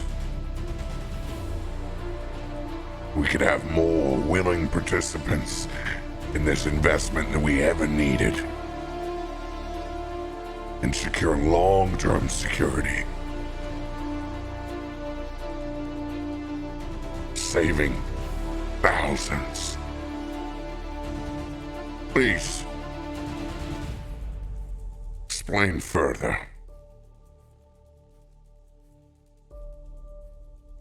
And what this prophecy looks like. And just how you're part of it. See my buddy Umber here. He actually has the keenest understanding into this prophecy. What a dick.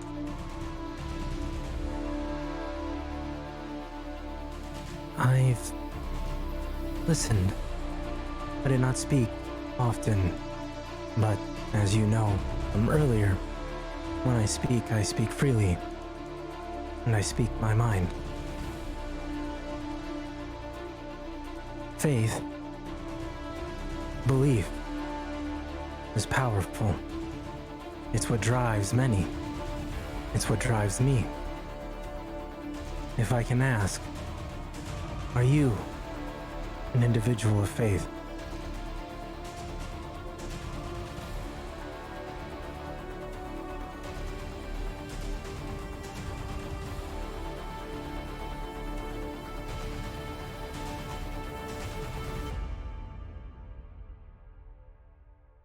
I believe in hedged bets.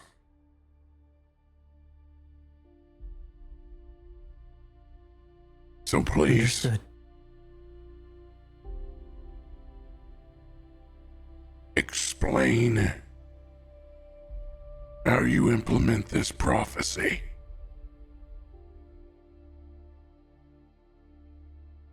For many, you walk by faith, not by sight.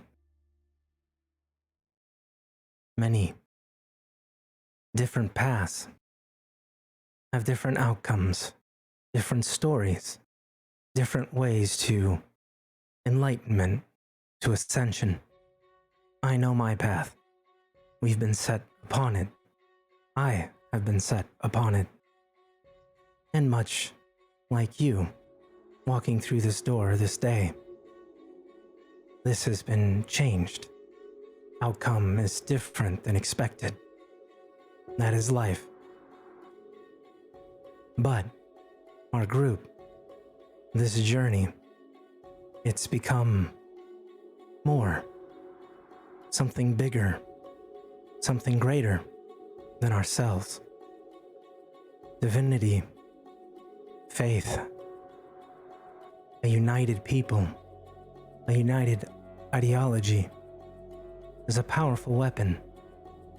Take the Redren, for example, the Enlightened. That is some belief and has been very successful. As for Oxy's words, we have that. For faith gets you most of the way there. For some, like yourself, who has a lack of faith, needs to see to believe. Well, perhaps Leightash could show you. So then you too could become a believer. Leightash looks at him. I'd be careful of putting words in a messenger of House Tarask's mouth. I apologize, but I speak my mind, and I do not fully understand House Tarask or politics. I am merely a journeyman on my way to ascension. No disrespect. Wham! Wham! Wham! Underneath, Brantham is kicking full on, just doing whatever it takes to get your attention. Just shut the fuck up. As he's sweating over in the side.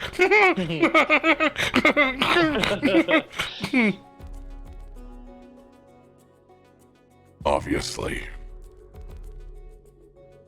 So, before the long-winded approach that told me nothing,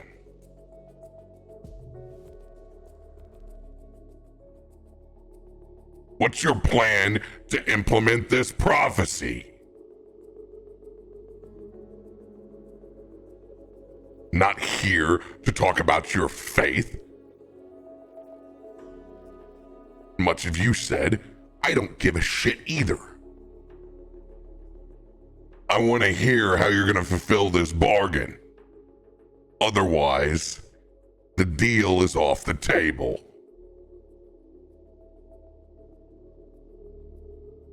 My lord, perhaps hearing isn't enough. Perhaps by your words, seeing is more. But you'll understand if I learn something in the deserts and the jungles of Kabara. As Leightash steps up out of his seat, steps onto the center of the table.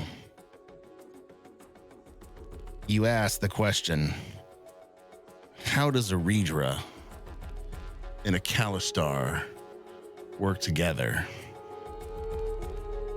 And that's because, my lord, I am more than Redra. My lord, I am a god. As I'm going to subtle spell polymorph. Subtle spell does not work. Counter spell. The line coming in from inside the room.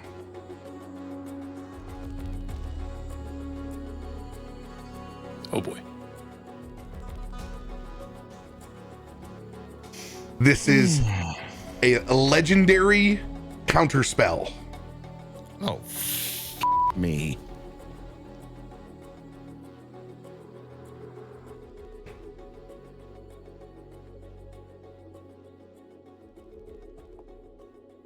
Oh, let's go.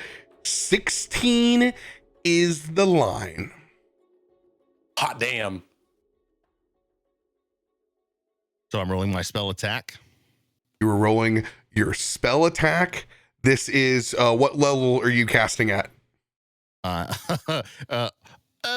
Pretty much everything I've got. This is going to be 4th level. Okay, this is 4th level, so it is a DC 18. They had +2 on theirs. Okay.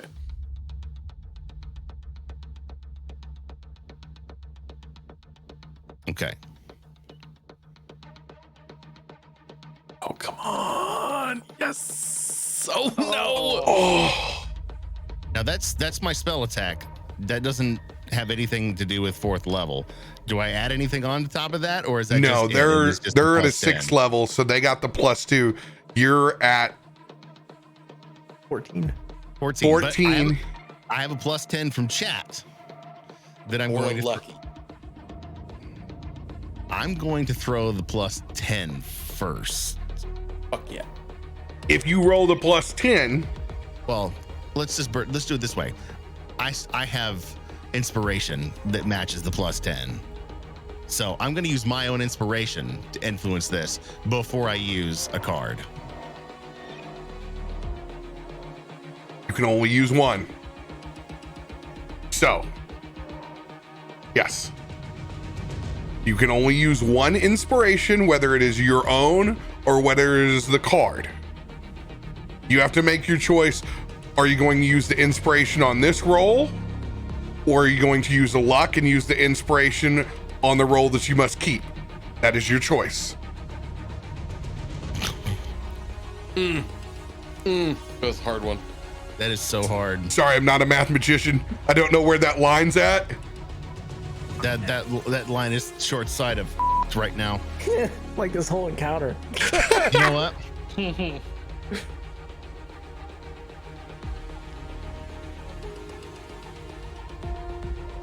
Let's roll lucky.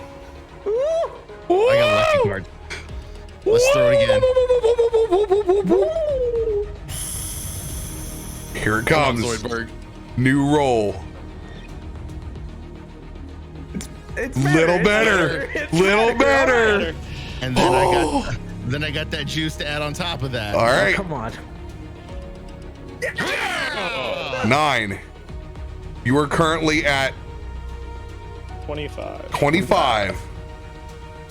They will roll one of their legendary dice. No, that's You're at a 25. They're at 18. Here's their D10 legendary die.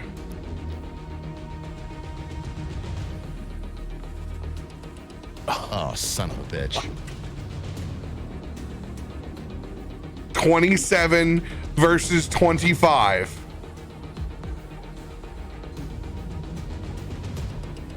Oxy, you are it. I have no flash of genius left. They're gone. That's only it comes back on a long rest. Yep. Ah, fuck.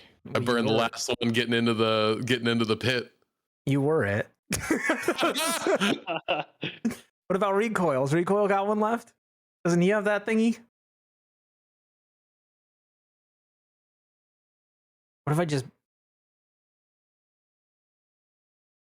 I don't know. Played everything. That laugh mocks us. The ambient laugh. You're at a 25 and he's at a 27? Yeah. I need 2. Literally, it's a matter of 2. No, it can't be. Can it? Is it?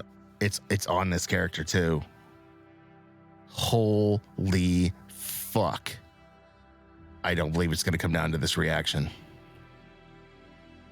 I have a stone in my pocket from the lizard folk. So, stone of wheel. Check your character sheets, ladies and gentlemen. Check. I know, God, that's a throwback. Yes. And it's Yeah. relevant because we're literally hedging our bet on the lizard people. Because I'm out. I don't have any more. I was out a long time ago on flashes. Stone of wheel and woe.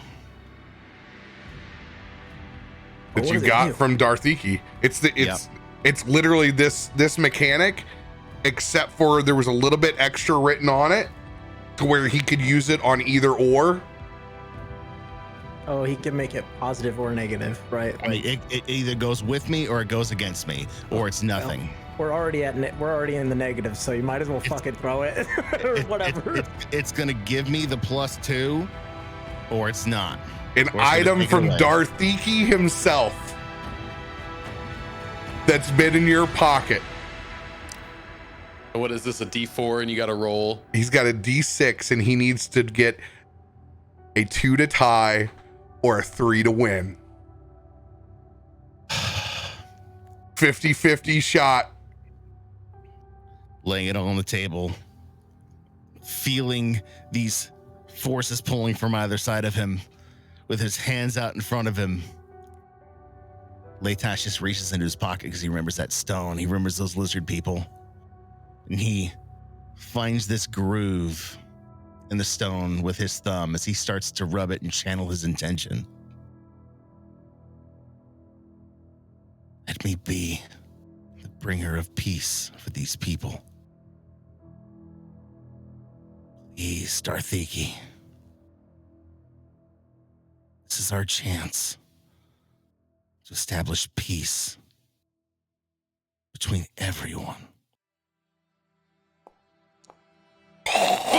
Oh!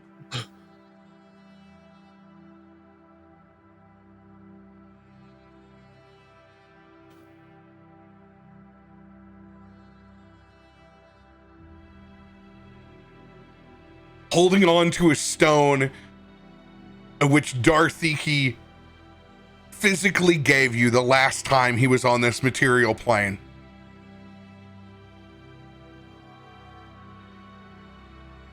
You cut through whatever resistance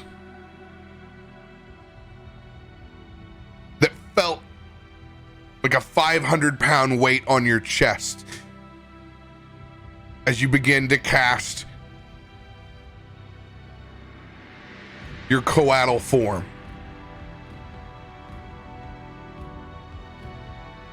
Not fully manifesting materially just yet. Red Wolf staring up at the shadow from which the fireplace and yourself sets against the stone wall, and seeing that mark as it wraps around in its presence inside the room.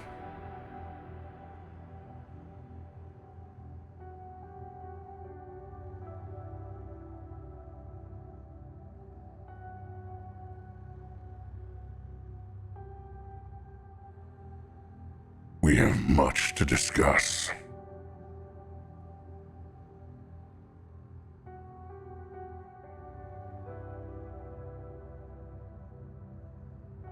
Pardon my extreme discretion.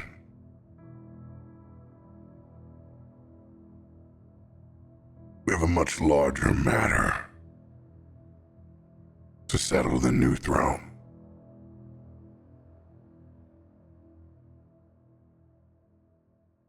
Grantham, thank you.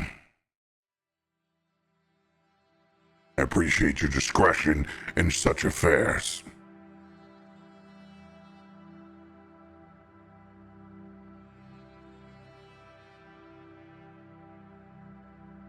Tomorrow, dawn, you will be led by escort of House Tarask outside of these godforsaken sewers.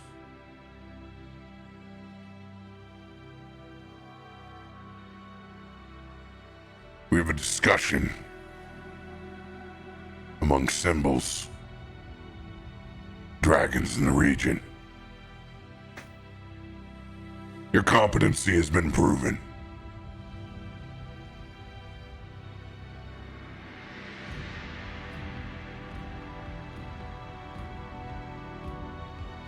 As he stands up and simply puts his helmet back on, shield over the shoulder.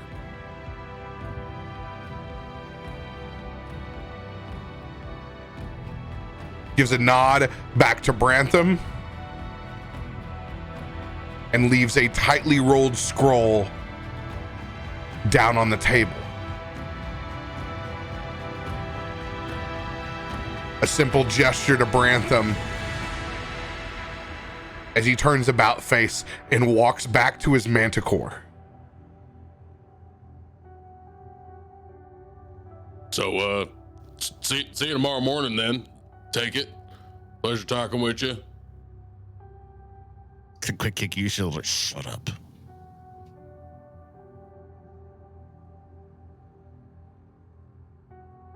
Brantham damn near passes out whenever he sees the Red Wolf get back up on his manticore. Oh, you made that as fucking difficult as it's gonna be? Fuck!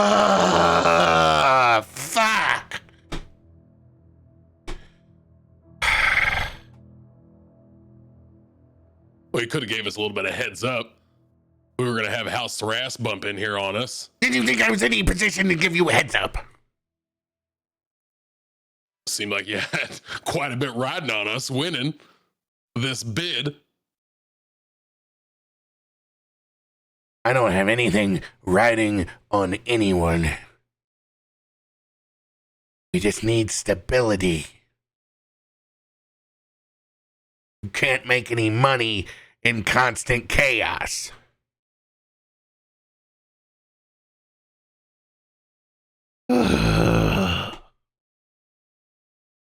And please, for fuck's sake, never let this guy talk. As he looks over at you, Umber. Yeah,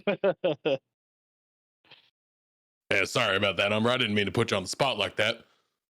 I spoke truth. That was exactly what I was looking for from you. Unwilling to listen. The naivety of many, as I glance over at Brantham.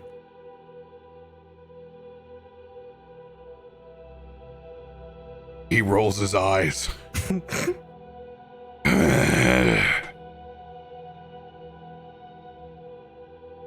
Well, that got a little heated, didn't it? Yeah, I'd say. Yeah, just a little bit. Nice job, Leightash. You know what, Oxy? You might make a bard that might not get killed.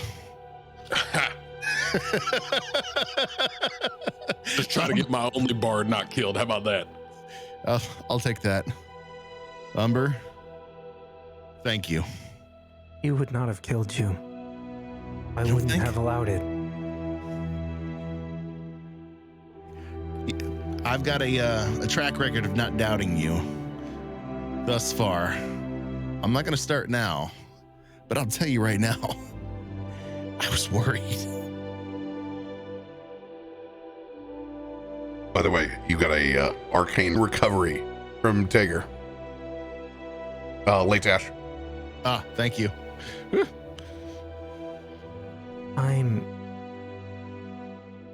I believe most of the discussion was about New Throne, and it seems there was actually a different intent. It seems he didn't really care about New Throne after all. Did I understand that, or was I misunderstanding politics as I usually do? He cares about the security in New Throne. Umber, like, legitimately has, like, no idea what any of this shit really means. Like, he's like, House Thrask, I don't, like, Adam, like, yeah, very big, powerful, scary house. He's like, you're just some dude on a thing and you're scary, sure, but, like, I can take you. Like, it's like, he doesn't really know, like, you know what I mean? Like, he doesn't fully grasp it, so, but he's like, he's learning. Garomesh turns first to Leightash and just says, you should be worried. You should still be worried. Oh, don't get me wrong. I'm still very worried. I'm glad that he's gone. And then he looks at Umber and he goes, welcome to House Thrask. Where nothing is as it seems, and everything is perfectly in sight. I am beholden to no house. You know, you're beholden to that fucking house now. I hate to say it to you, but whether you want it or not, you're in with House Thrask now. What I really want to know is how much they know about the region, and it appears to be wealthy. The minute he saw that you had the form of the coatl, strength acknowledged strength. We were real close to going underwater. You know, Rico, until now I never understood the whole power dynamic. Something I don't even know if my own people understood, but I guess sometimes you need to show strength and not just vision. Big time. Scary proposition. Well, we've gotten ourselves involved with a lot more than what we bargained for. And we're a long ways away from raising an army. And he knows it, and we know it. Consider our pocket aces used, boys. We got a long way to go. God knows what we've just been co-opted to. But we bought ourselves another day. We could have been brought here to be executed. They could have took up with the Redra. Said it was a solid option. I don't know whether we have Brantham to thank, or our own handiwork, or a combination of the two. But we've at least stirred up enough shit where we gotta sit down before death. So consider ourselves lucky. They are no joke. But maybe this is a chance. If it gives the lizard folk a better shot, maybe them understanding dealing with the devil they know versus the one they don't will be the best for their people.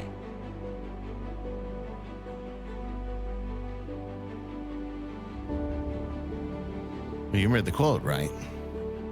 Thrawn and Ishtar.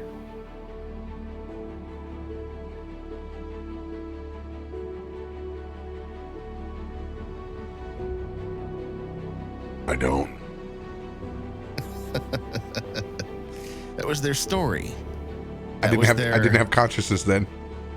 Oh my God, you didn't. I'm still learning.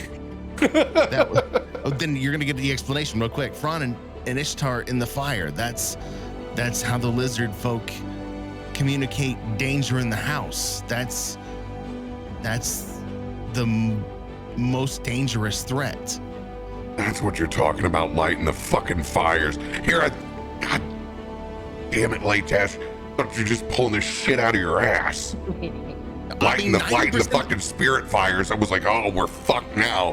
What are the spirit fires? Jesus fucking Christ. Recall, 90% of the time, you're right. This is 10% that I'm sorry that I forgot you were tied to a post and powered down. Yeah. But hey, you know, the good news is at least I know where your gas hole is. I'm still your favorite, right? Right? Come on. Today, you were acceptable. Like that. That's a win. That's a win. Look at you. You're so emotional for a Warforged. God. You're such a fucking idiot. What a lucky idiot. Better lucky than dead, right? Amen to that. Let's take a look at this note he left here. As Oxy goes to reach for that bundled piece of paper, does Brantham go to grab it at all, or is that laid down there So for paranoid. No, I don't. I'll tell you what I'm going to do if I do it. 4 guys in dark cloaks appear. Don't touch the scroll. Why do you keep skipping me? Good. No, RoBear. No, don't do it to me.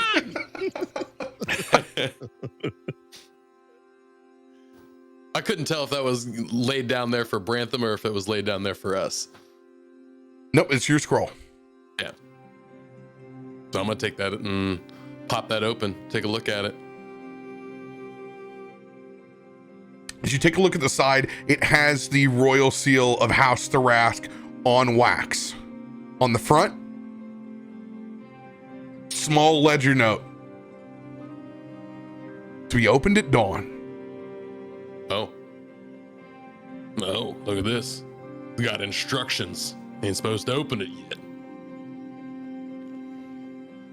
This is something I'm supposed to take with us to our meeting at dawn here with them. Okay. I'm gonna hold it up to the light to see if I can like see through it a little bit at all, without not getting past the wax seal, but just to see if I can see any lettering. Hit you in the side. Quit fucking around with things that are gonna get us killed. It says open at dawn. Open at dawn. I ain't trying to open it. I'll listen to the rules. It doesn't say nothing about peeking at it though. Yeah, peeking at it is not opening, but still against the rules. Get some mead. Let's have some food. I'm gonna go sit by the fire and play a song. We're gonna have to rest up. It sounds like we're gonna be spending the night here in this wonderful tavern. First things first. Leightash, go ahead and roll yourself an Arcana check. Because I'm sure you are curious of what caused the delay in your subtle spell.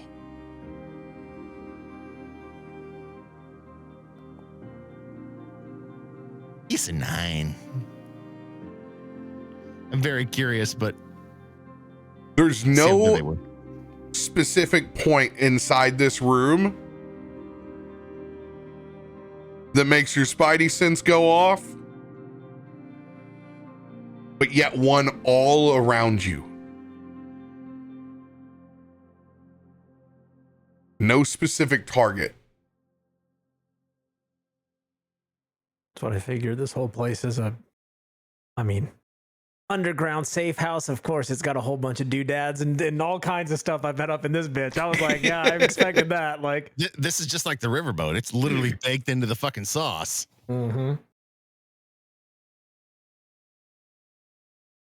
And when you give yourself just a solid glance, there's a lot of runes in this place.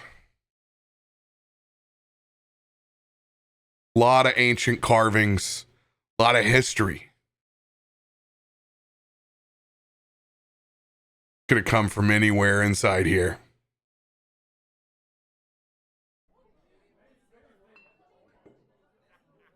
Let me ask you, Brantham, what was this used before but it became a tavern? He looks over at you. I will politely decline to tell you about our hidden safe house, if you don't mind. Just curious. There's really cool just all over the place. Thanks. It was worth a shot. I'm just interested, that's all. Safe houses are intentionally better to be safe than sorry. Is it gonna get pissed at me if I maybe go sit by the fire and play a song for a little bit? As long as you don't plan on casting fucking fireball, yeah, probably all right. Maybe not fireball, but, you know, maybe a certain song of rest to help. That's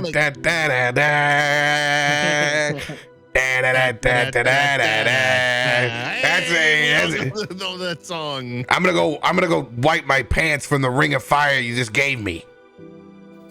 Can we get some more drinks over here, please? I tell you, you guys, you do good work. You just maybe should invest in some representation. That's all I'm saying. You know, Brandon, it's okay if you want to say that we're absolutely f***ing idiots. It's cool. I've heard it before. Mostly my entire life. But again, I'm a bard. I'm used to it. People, music, totally subjective. Oh, self-deprecating bard. First I've ever heard of it. See, there it is right there. That's the joke. We're going to need some more mead. I'm going to need some more fucking mead. As he gets up and heads back over towards the bar.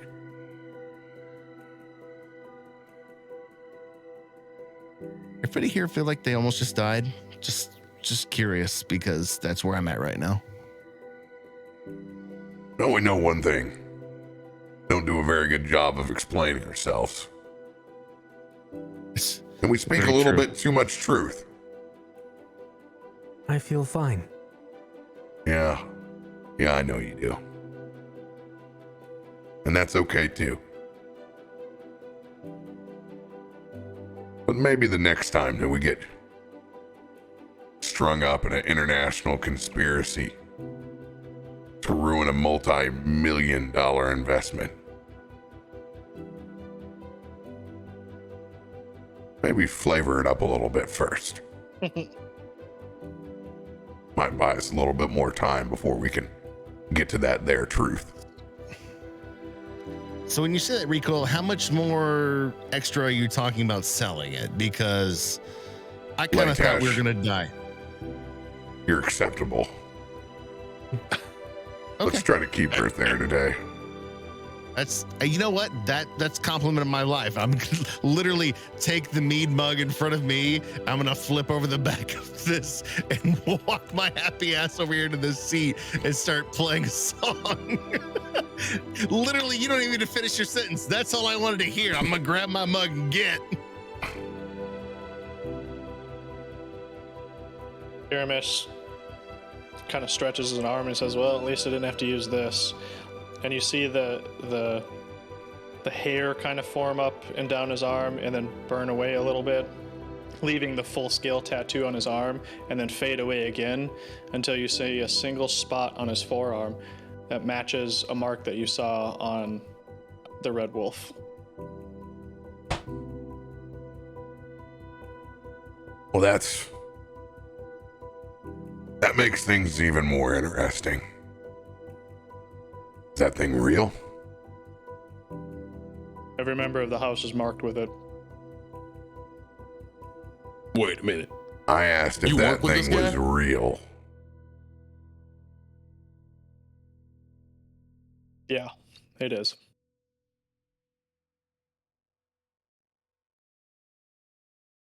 The plot thickens. And yes, Oxy, I am a part of House Thrask. Or was. I think I still am. I think it's one of those lifetime memberships things. I think we need to keep that as quiet as we can right now. Well, I'm wondering, what was your parting mood with them? They hold you in high regard, or do they want your head off your shoulders? I don't know. Yeah, that sounds like we should probably play that close to the chest then. Hear that, Leightash? Play that close to the chest. But I don't know that song, but if you hum a few bars, I might be able to pick it up. What I do know is not everyone in House Thrask is given every bit of information. Yeah, he definitely didn't seem like he was working with all the cards either. No, that's not what I mean. There are sleeper agents, and then there are sleeper agents. They don't just send one man, one person, one body. House Thrask gets what they want. So when you go to take over an area, it's best to just flood it. How does one take over an area if you're sleeping? I don't think he meant literal sleeping agents. You can ask Leightash. He seems to do pretty good in that department. Well, let me ask you this, Garomesh. What is your what's your take on this new bargain that we've now struck up for this house? Careful what you wish for. Are you in it? Am Are I you gonna down to lie? ride? Or does this make you question? The oppression of any peoples is an oppression against all peoples. The sooner people realize that, the better. Sounds like the Redra were hired to just wipe the board. And then the Red Wolf kind of agrees with that tactic. He thinks this is an annoyance. The easiest way to get rid of an annoyance is just clear the board. No matter what we think, that railroad's coming through. Yep. And whether the Redra, the security that provides it for New Throne, or whether it's us, or whether it's lizard folk, somebody's gonna do it for them. Or they'll do it themselves. Consider ourselves lucky to be the ones to make a moral choice. There's not many that do in that situation.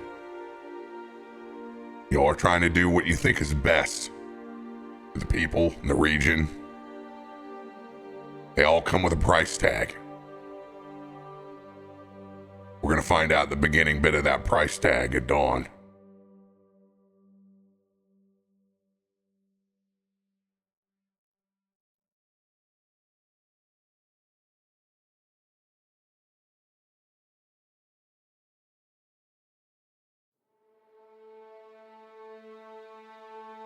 I feel like we're on the right track with it.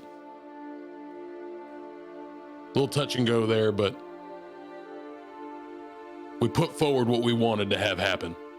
Now we just got to make do. As I pop my hands over the top between you guys, a little touch and go.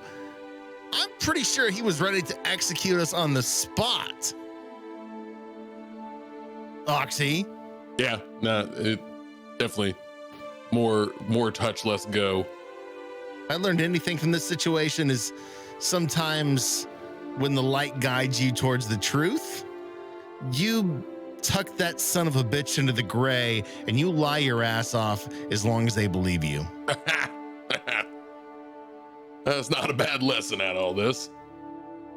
Fake it till you make it is a solid strategy when it comes to negotiating powerful people. I suggest not unveiling our hand at the beginning of negotiations anytime soon.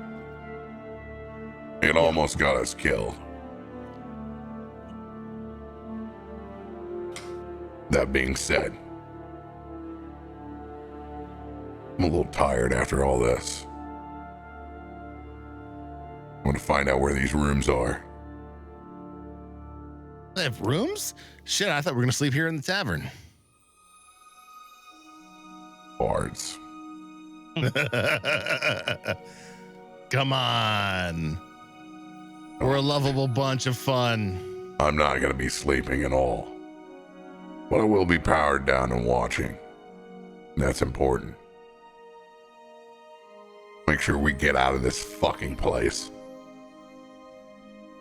God knows what's going to be going on topside when we do. But I'm sure we're going to get to find out. Oh. Skybreakers. It's a good name. Come on. It's a good name. It's not bad. Not bad at all. Let's go find us an army.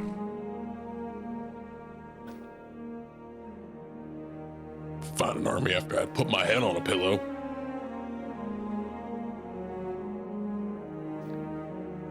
As Recoil goes off to get Brantham and get the accommodations inside the safe house. You guys have proper room and board here? Anything you want to do before rest takes you as you retire into comfortable rooms? And I'll have to see if Tim agrees, but I feel like there's this long time where Garomesh and Umber are just at the table by themselves in silence, just like next to each other with like a drink. Like just like Yeah. across from each other, just like But like not really talking, but like are just there. It's just like, and it's just this awkward where we're both like kind of drinking, but like, you know, and it's just like we're not really saying anything. Guys are just getting weird. Yeah. I like that. Are these individual rooms? Being inside of a inn, they're gonna be doubles. So I am going to set up a little bit of a not like a booby trap, but like a notifier, an alarm on the door that I'm sleeping in. Just if that door opens, a little object's just gonna let off a little bit of sound. Just tinker around, set up a little string and pulley for. Does that alarm use your magic? It would. So it's magical tinkering for artificer. So yes, but like in the construction engineering way. Kind of, I don't know how you want to rule that for this. Considering you're away from any of your extra parts to make something purely mechanical, slightly relying on your magitech to be on this, you will be counterspelled, but you won't know it. Oh, that is interesting. You have no idea that there's a counterspell against your alarm. Oh, so I'll set it up right, thinking that it's all working, Yeah. and won't know. Got it. Okay. Yeah. So that would be the only thing I was planning on doing, being in this new location, not going to bed without at least something watching over me. Dude, recoil is right there with you. Right. I don't think I have the alarm spell to aid, but do you have a couple first level spells? I do. Yes. All right, so he's like, yeah, I'm with dropping that down on every door, any chance that we can get to give a heads up in case we are foobarred. We're a long way from top. Oh, you like this idea? Yeah, here, let me whip you up a couple more of these. We can get some on all our rooms here. Yeah, I'll help string this along. Just give me the coil. And we'll go through and make some little cat alarms with Meow. I'm gonna stand out front to make sure nobody trips them on the way in.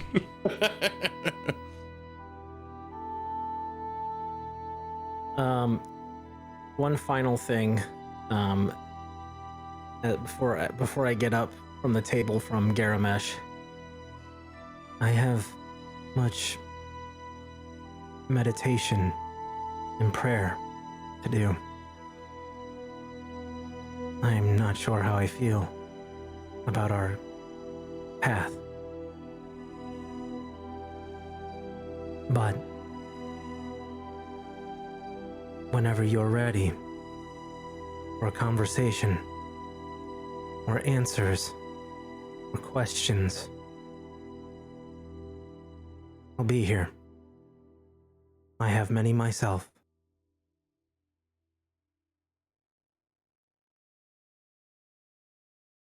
One day, we're going to fill in the blanks. And I open my book.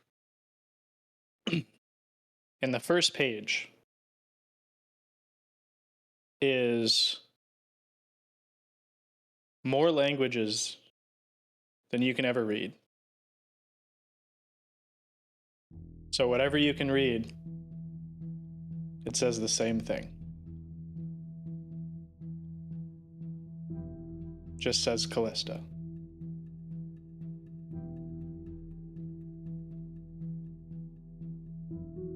And each language looks like it was written by a different hand.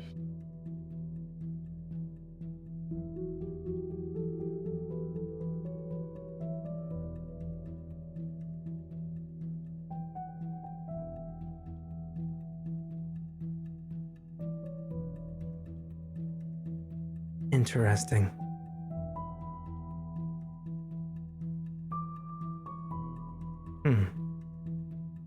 Intriguing.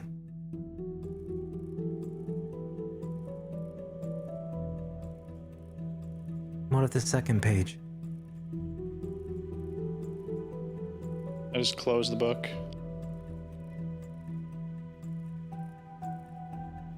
Like I said, we'll fill in the blanks.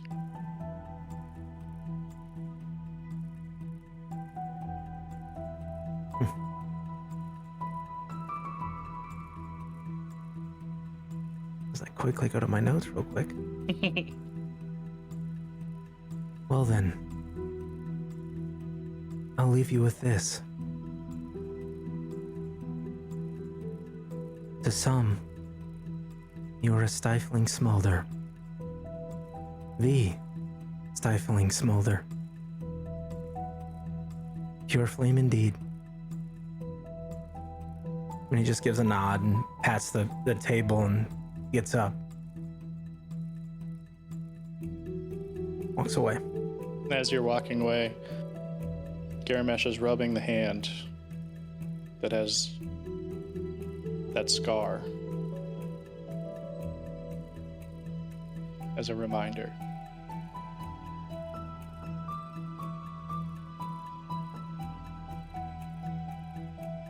Anything else before sleep takes you? I'm real happy with that. I'm good. Watch out for the trip line. Watch out for the What trip line. It's right I there. trip it on accident. Oh, sorry. I just try to like set it back up, like lean it against the wall, like boop. There. It's like probably not functional, but Dexterity saving throw. Yep. crap. Yep. Gotta roll a 1 at some point. Oh, 17. Okay. Oh, wow. Glad to see those cat-like reflexes is still in. Don't worry, it's fine. And then and I'll meditate and pray. I'll probably sit cross-legged on the ground, dagger out in front of me, probably holding it on the sharpened blade portion, not of the handle, gripped tight to where if anyone was sitting there, you'd see the occasional slow drop of blood kind of spill out as I would sit there for probably 2-3 hours just meditating and praying, cross-legged, not moving, just very inwardly focused. Because Umber's he's a bit torn on the trajectory, and he's kind of wanting to see where things go because he's not fully aligned with this. He really doesn't like the idea of doing things for politics or money or power. That's not really his jam, but he's also got some interesting things in friendship. So it's a struggle. So he's just doing some self-reflecting and prayer to himself and trying to give himself guidance as the god he is.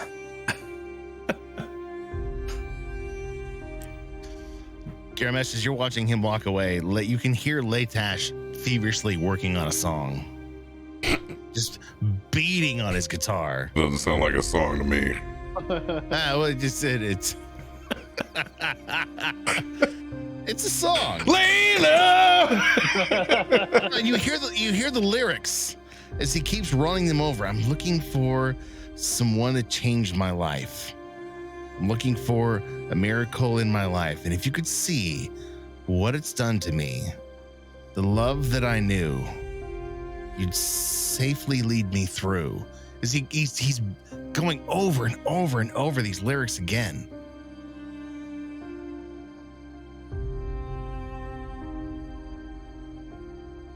You ever have something happen when it just rattles around in your head like a ghost? Oh shit, I'm sorry. I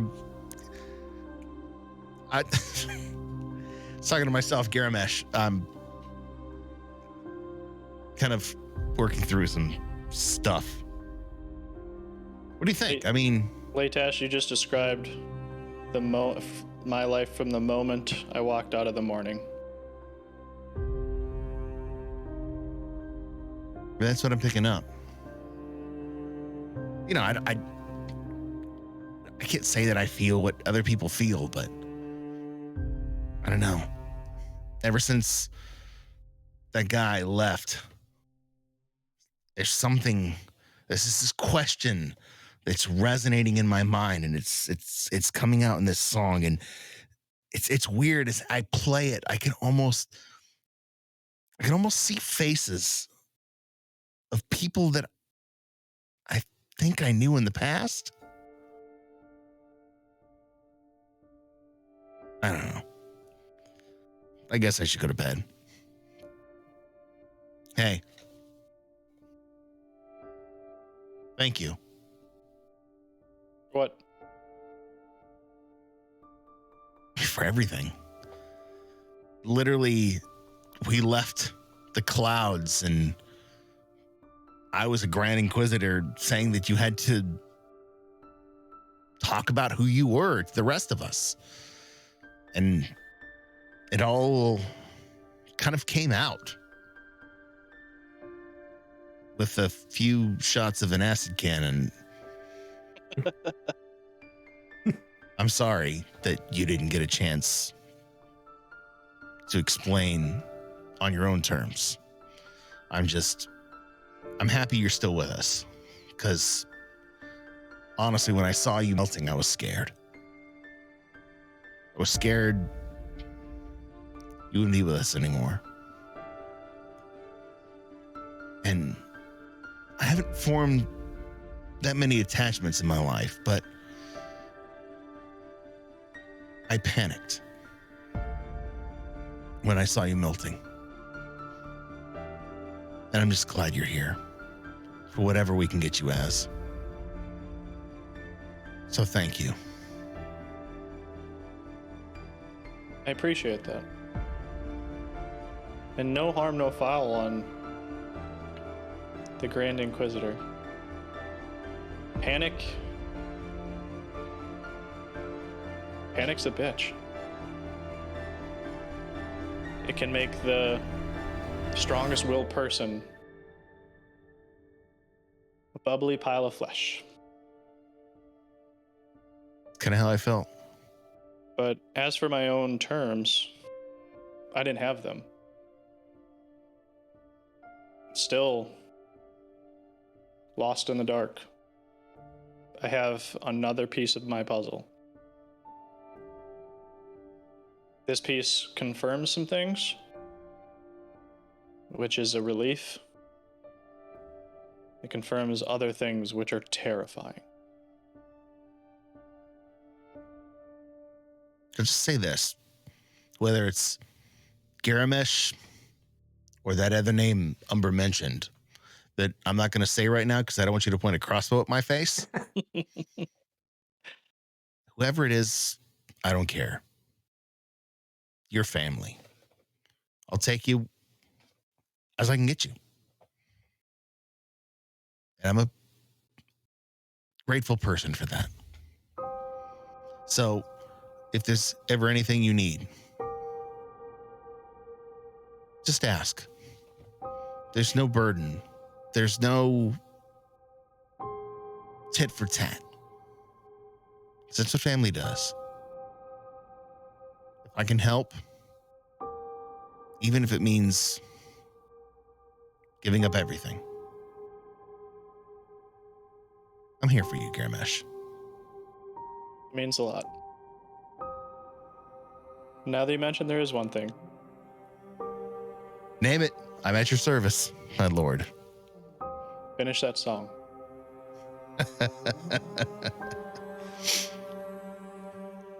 I'll work it out for a little bit more.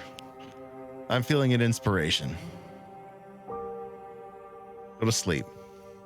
We'll see what I come up with in the morning. It's a nice thing about being a Kalishtar. You don't need as much rest as everyone else. It's because you guys fucking walk around in your dreams. Go to sleep. I'll let you know what I have tomorrow. Seems like a lot of things will be revealed to us. Yeah. Hey, and just know this. No matter what you are, no matter who you are, Just know that I love you. He's gonna hold out his arms and try to hug you over the bench. All right, fine. I thought there was a connection there. Get your ass to bed. I'll work on this song. Oh, that's not Garomesh. Garomesh is actually just gonna sleep right there on the bench with a crossbow on his knee, pointed straight at the door, loaded.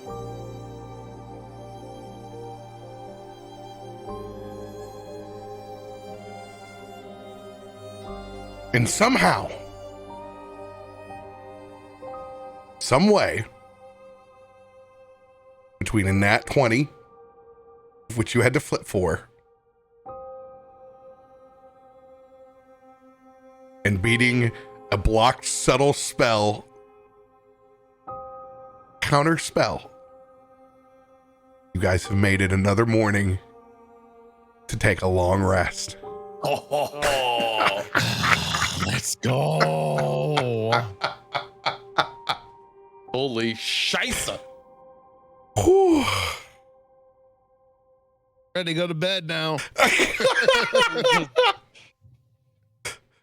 I'm emotionally spent, and all I got from this negotiation was a 98 Kia. You can fit a whole lot of road trips in this bad boy. Slap. Oh my God. Well, that's one way to do negotiations. Bold strategy, Cotton. But you know, just Hand out for us? Now, what I was expecting was going to be the first thing out, and I was like, "Oh, he's just telling him what our real goal." Okay. oh God. All right. He's So maybe he's going to have a change of heart. Hey man, I'm just gonna let you know we haven't really got a hold of the rest of these lizards. I had a lot of drinks tonight, but I'm planning on it in the morning. Yeah. It was literally like, look, we just know that these guys suck, so we were just handling that. We didn't really think about after. You know? We're just kind of living the moment, bro. I'm hanging by moments. Ooh. I thought you were about to sing, I'm looking for this guy to save me. When you started, I was like, is he? Nope. Okay, it's different. Okay, he's doing something. And right before you guys got into a really in-depth moment that didn't need me being an asshole to break it, I definitely was about to go into lyrics of Kashmir for you. I'm a traveler of both time and space. To be where I have been, to sit with elders of a gentle race. Fucking Ocean's 11. That's so good. I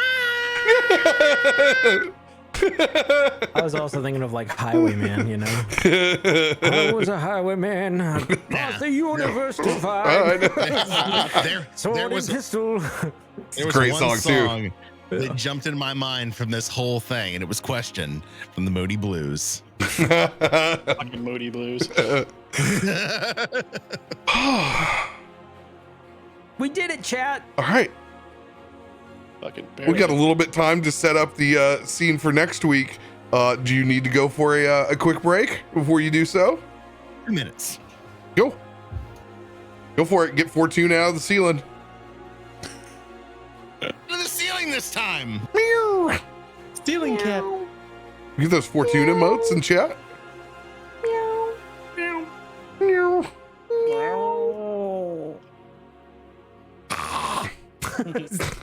Oh God, I got to Mud's cursed cheese cat before I got to Fortuna. Ugh. That mask. Mask is so disturbing. Actually, there we go. Oh God, Kitty. No.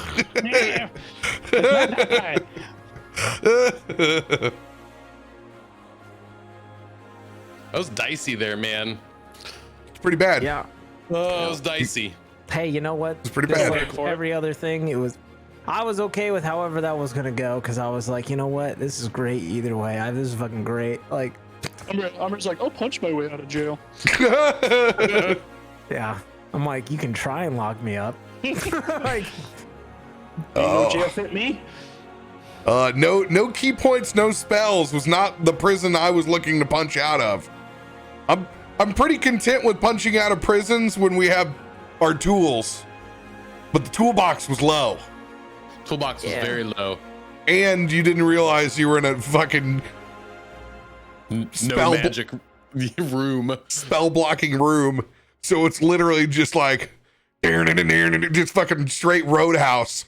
Hey, I'm game for that. Okay, that's what I do. Okay, that's what I do. Yeah, you don't have any key points though. You just don't know how many people were behind the door. I know it wouldn't have been great. I'm just Umber's like, it don't matter. Like, you know, like for as shy as Umber is, you know, he's kind of the guy that will, you know, first date. You know, that's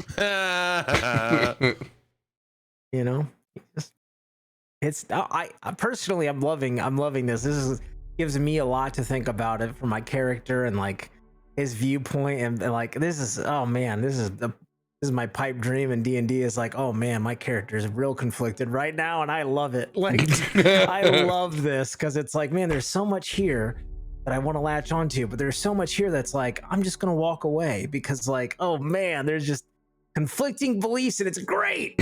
Sorry. All right, I'm done. Setup time. Constitution saving throws. See who wakes up in the morning.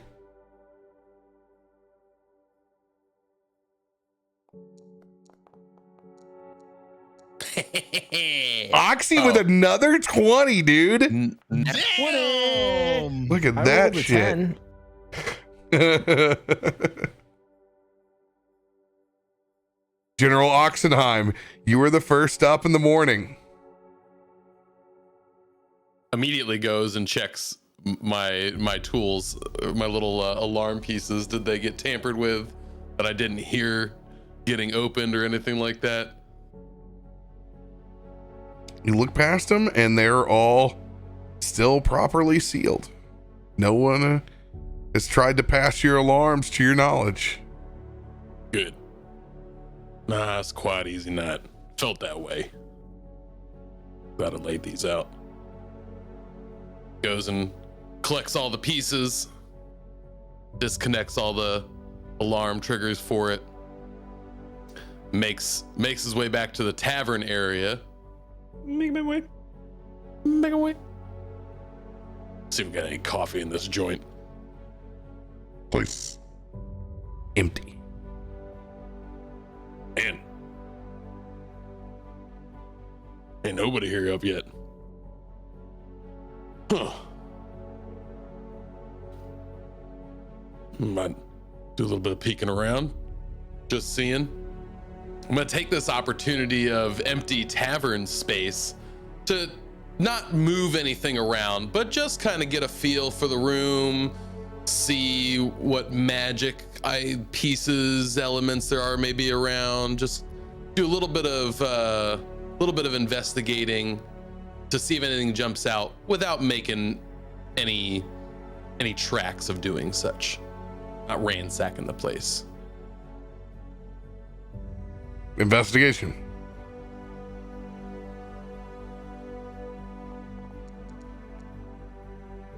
$16. Place looks like it's been cleaned up, put back together again, just as if there was a short meeting here the previous night. No smells of residual folks getting breakfast ready, no coffee, no lights on, just the lanterns that have led back to the rooms where you all have been staying. No random magic items around, no weapons. Literally a put up and clean bar.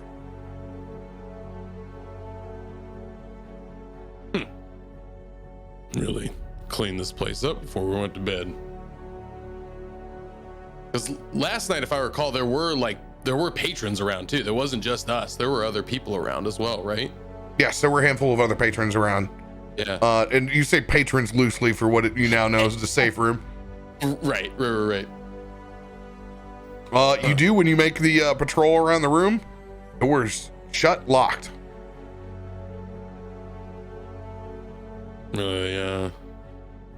Shut this place up. All right. I see Garomesh on the bench with his crossbow still on his knee pointed towards the door. Head over towards Garomesh and give him a little tap on the foot. Hey, buddy. Rise and shine.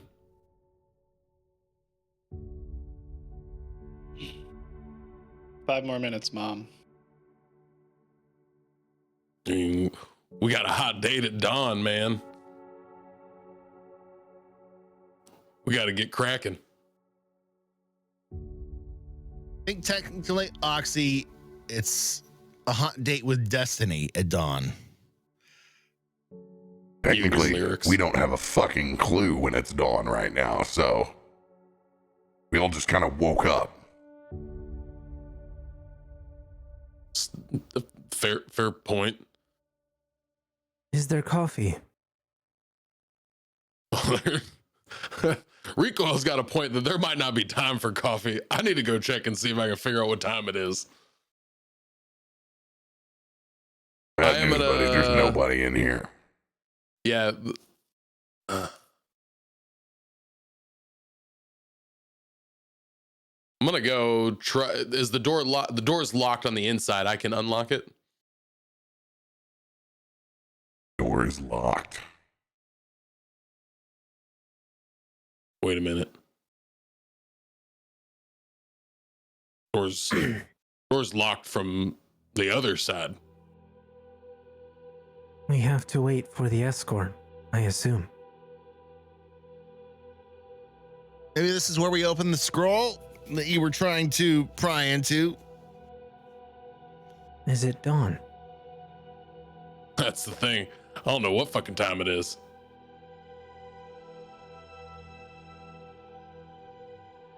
I'm going to make an assessment. Make an assessment. Make an assessment. I'm going to see,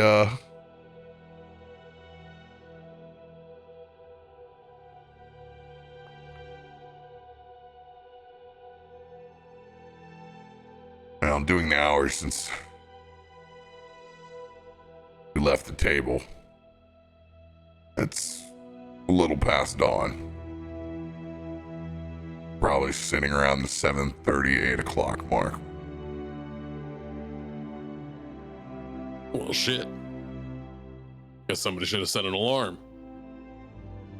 It's an approximation. It's hard if it's dark down here.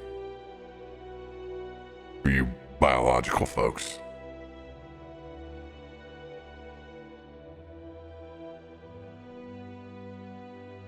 Well, should we take a look at the note then? To open at dawn. Can't get out these doors, not unless we start trying to force our way out. Are there any other rooms that were closed doored? Or were we the only... Plenty of other closed doors. They are also all locked. Yeah, getting a little bit of a funky feeling about this. A lot of locked doors here. Did you lock your door last night? It's literally a safe room. Yeah, but locking us in on the inside, we should be able to get out of the safe room. Not if it's a hidden safe room, which I believe this is, correct? What he's trying to say is I don't think we're actually in the sewer. But we passed through the sewer. We certainly passed through the sewer. Doesn't mean that's where we're at now. Hey everyone, let's have fun with magic. A traveling room? It's one way to keep it secret. You're not wrong. Or we're in an extraplanar dimension. I want you to say that for me fast 3 times. Nah. No, I'm just kidding. Don't. That was a joke. Yep, you were acceptable yesterday. Consider yourself on the list today. Oh, fuck off. Oxy, get the scroll. Yeah, it's out. He's got it. He's got it open with his knife, getting ready to break the wax seal. Pops that open, begins to unfurl it.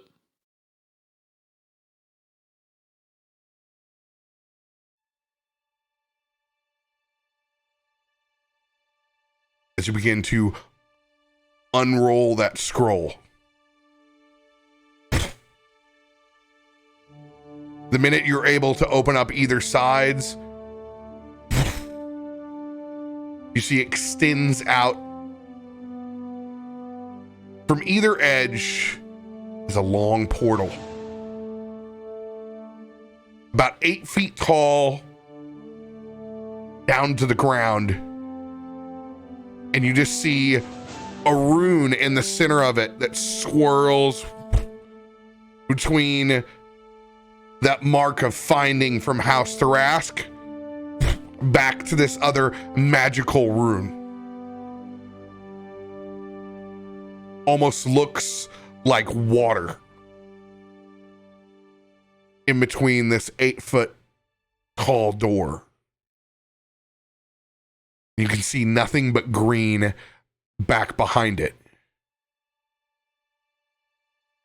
That other mark, does that look familiar to me at all? Roll an Arcana check.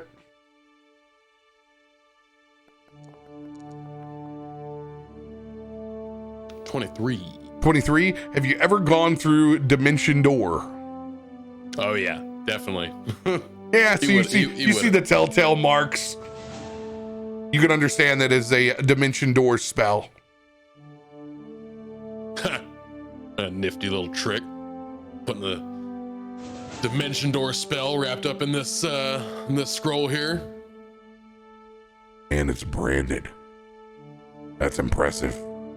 I mean, you saw that dude's suit of armor. Of course it's branded. Everything they fucking touch is branded. Always be branding. AB fucking C's. Location. Whatever behind it is location. ABB. Always be branding, not ABC. ABB. Hey, baby. How about we go through this fucking portal? Yeah, I walk through. It's like, sure. Yeah, Oxy's confident as well. I'll go through, but I will be alert to catch any surprise attack that happens on the other side. Prefacing that. I'm always alert. Shall we, baby? I mean, go ahead. After you. No, please. You first. You're always my favorite. See? I knew it was your favorite. Oxy, I'll see you on the other side. I see straight up just swan dives. God damn, he's so quick. I tried to get the ass kick and I missed it. You can roll for it. Yeah, he's too quick. Here goes nothing. As you guys are pulled through that dimension door, the humidity is what hits you first. Humidity. Florida. As soon as I feel the humidity, my gi immediately shifts to summer, and it's cooler and bearable now, as I can withstand extreme heat. Fucking human air conditioner. Yeah, it's great. Long lines of strawn out House Thrask tents and a small military encampment as you all appear underneath a singular white tent. Long drawn thick table in the center with scribes and writing and plans. It looks like trying to crack magical formulas.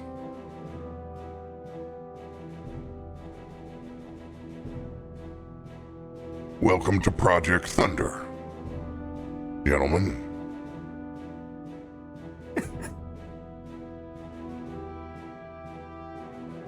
We have a fire to light. As he traces down on a map that lines up to a small pyramid with a large eyeball of which you haven't seen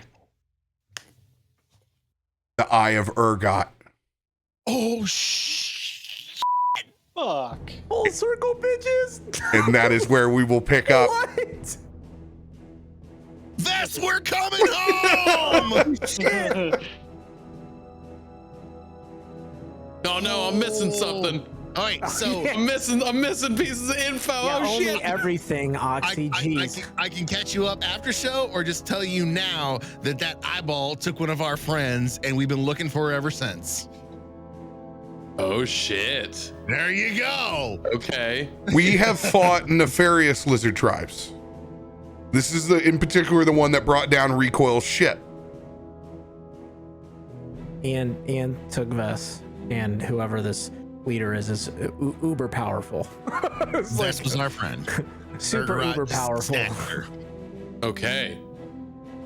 Which I guess that makes sense because Leightash was like, I'm the chosen one, bitches. And he's like, well, we have this really scary. This all makes a lot of sense now. And it's all starting to, you know. Wait, you're chosen. Okay, we're going to call it. Well, we have this problem here with this really, really bad group that we need you to take care of for us. Man, this is not where I saw this going, but I fucking am here for it. So I will give Oxy what the eye looks like. Oh, yeah. This was Urgot. long ago. Oh, look at that. Look at that. Oh, there it is. Oh man, look at that. Eye of Urgot manifested itself when these lizard folk burned down Father Camden's house. This is the preacher that is in charge of what they call now Flame Watch, that's down below. This is Cletus's original town that is now under the entire fanatical belief system of the pure flame. Okay. The audience has also been exposed that Garomesh has killed everyone in the original party except for Father Camden as they cross the desert to get to Flame Watch. Oh. Fuck that guy. Yeah. And his bitch first in charge, whatever his name was. I hate that guy. Jazvok. Jazvok. I hate Jazvok. Yeah, so this, I remember talking about this last week about Flame Watch and our hatred and vitriol flame for this group. Yeah, so and Father Camden didn't get away. I let him live so that he could tell the story. Okay. And he's essentially rebuilt his cult in the hillbilly of Kebara. That's where he was running from being persecuted everywhere else. Well, I'm going to go to the bumfuck nowhere and I'm going to have my cult over here. Yeah. They all have Silver Flame makes Kebara great again hats. So the tidbit here is, you know, that you are not the only force that is out there trying to light flames. So you now know that there is a process out there of which you were able to convey when you finally got to it, to let him know that you knew what was up. At that point, okay, we'll deal with whatever problem you have with Redra. We have a way of unification that's far greater than one city. Yep. Right. That was Because the whole region. House That was what I was trying to Darask sell to him. wants to mine the entire thing. We didn't believe you yet. You gave him nothing to believe yet. Yeah, and that's fair. That whole spin around in a circle fire thing, I totally just made that shit up. And it On the spot worked. made that It up. fucking worked. I was like, oh. I was like, I was like, I'm pretty sure like there's things that we actually learned, but me. He wasn't there for him. Yeah, I was like, and I'm not a good note taker. I'm like, Yeah. I can't, you know, like, so, but like he started spinning it, and I'm like, yeah, that sounds pretty good, actually. Yeah, pretty good. I was totally just like, I'll make up tracks. prophecy. He's like, fires in the rings. That ties the lore together really well. Both as like, you know, Eberron lore having the ring around the fucking world, and the fires that you like.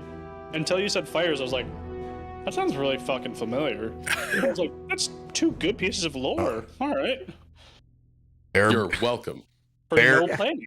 There be dragons. I love it.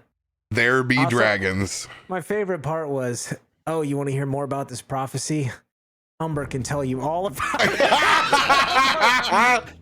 Hey, have you met my friend Umber? Oh, Yeah. I was like, this is Stage gonna be left. so good. I really and thought that I was did- what we had talked Well, about so in we our. did, we did, but I was gonna like lead it and then let you kind of run with It was gonna be the opposite. And then you dove in, and then you're like, and here's Umber, and I'm like, well, Umber's not really gonna be clear about how because he's never really clear about how he speaks. So he's like, I'm gonna. Well, here we go. It's like, here I we missed go. that part then. When he's talking about the shimmering, shaking, shattering, shitting glass. Oh man. Oh my god, it was so good. What I'm is like, that? The shittering glass? The shaking Oh. glass? So what tribe is it? Shimmering. Shimmering. Yes. Oh my god. Shit shimmering. It was- Shit it was- shimmering Like glass. the shattering glass, or no, you said shaking, and then Garomesh was like shattering. And then No this guy- one line described those negotiations better than that piece. Broken, shimmering, shattered. Would you I say didn't there's even- happiness in your asshole? What would you say that you do here, sir? I feel like the title has to be the tribe of shittering glass. No, just the title is straight bullshit. Just oh. But here we are, and I love it because I could tell, like, because there was hints where it was like, this guy knows a lot more than I think like originally led on, like, because it was like anytime we would test him, he'd like drop knowledge and be like, Yeah. okay, this guy knows. So I'm like, Without roles that we would see, whether and they that's have- kind of what started leading me, because for the longest time I'm like, I don't know what the fuck we're doing. Like, I have no idea how we're gonna get out of this. And then I was like, well, my only thing is like, okay, if he needs to believe, then we just got a full send on this sales pitch of like, yeah, this is the chosen motherfucker, and you're gonna become a coatl because those are ultra rare, regardless if you've seen him or not. And he probably has, because this dude seems to be very connected. And so I was like, you know, let's try this, guys. And then it was so much more than I thought it was. Here he's got this whole- So glad we this whole leveled up. side mission. So with this glad we leveled up and I learned Oh my subtle God. spell, because otherwise I was gonna have to show everything on the table. Wild. I had a get out of jail free card the whole time. Did you though? Shoot him? Did you? Oh, you Or was it had gonna a make it worse? shuffle the deck card. Yeah, that's like pulling from the deck of many things. Who knows what was going to come I out of don't that? I don't know. I don't if you'd shown a house mark. Oh, that wasn't gonna come out until the very, very last moment. Like, we are in jail, like we're being hauled off, anything like that. I've been like, bro, hold on a second. Whole Let me talk to other Amazon. can Let me of talk to worms. Amazon here. Showing I your know. mark off late would have been, but you could have like I was gonna that's- play it as like, I'm a sleeper agent. You Yeah. don't show that shit in front of I'm people. a spy. Yeah. Even when you get arrested by the cops, you wait until you're in the beating room until you're be like, bro, I'm a cop.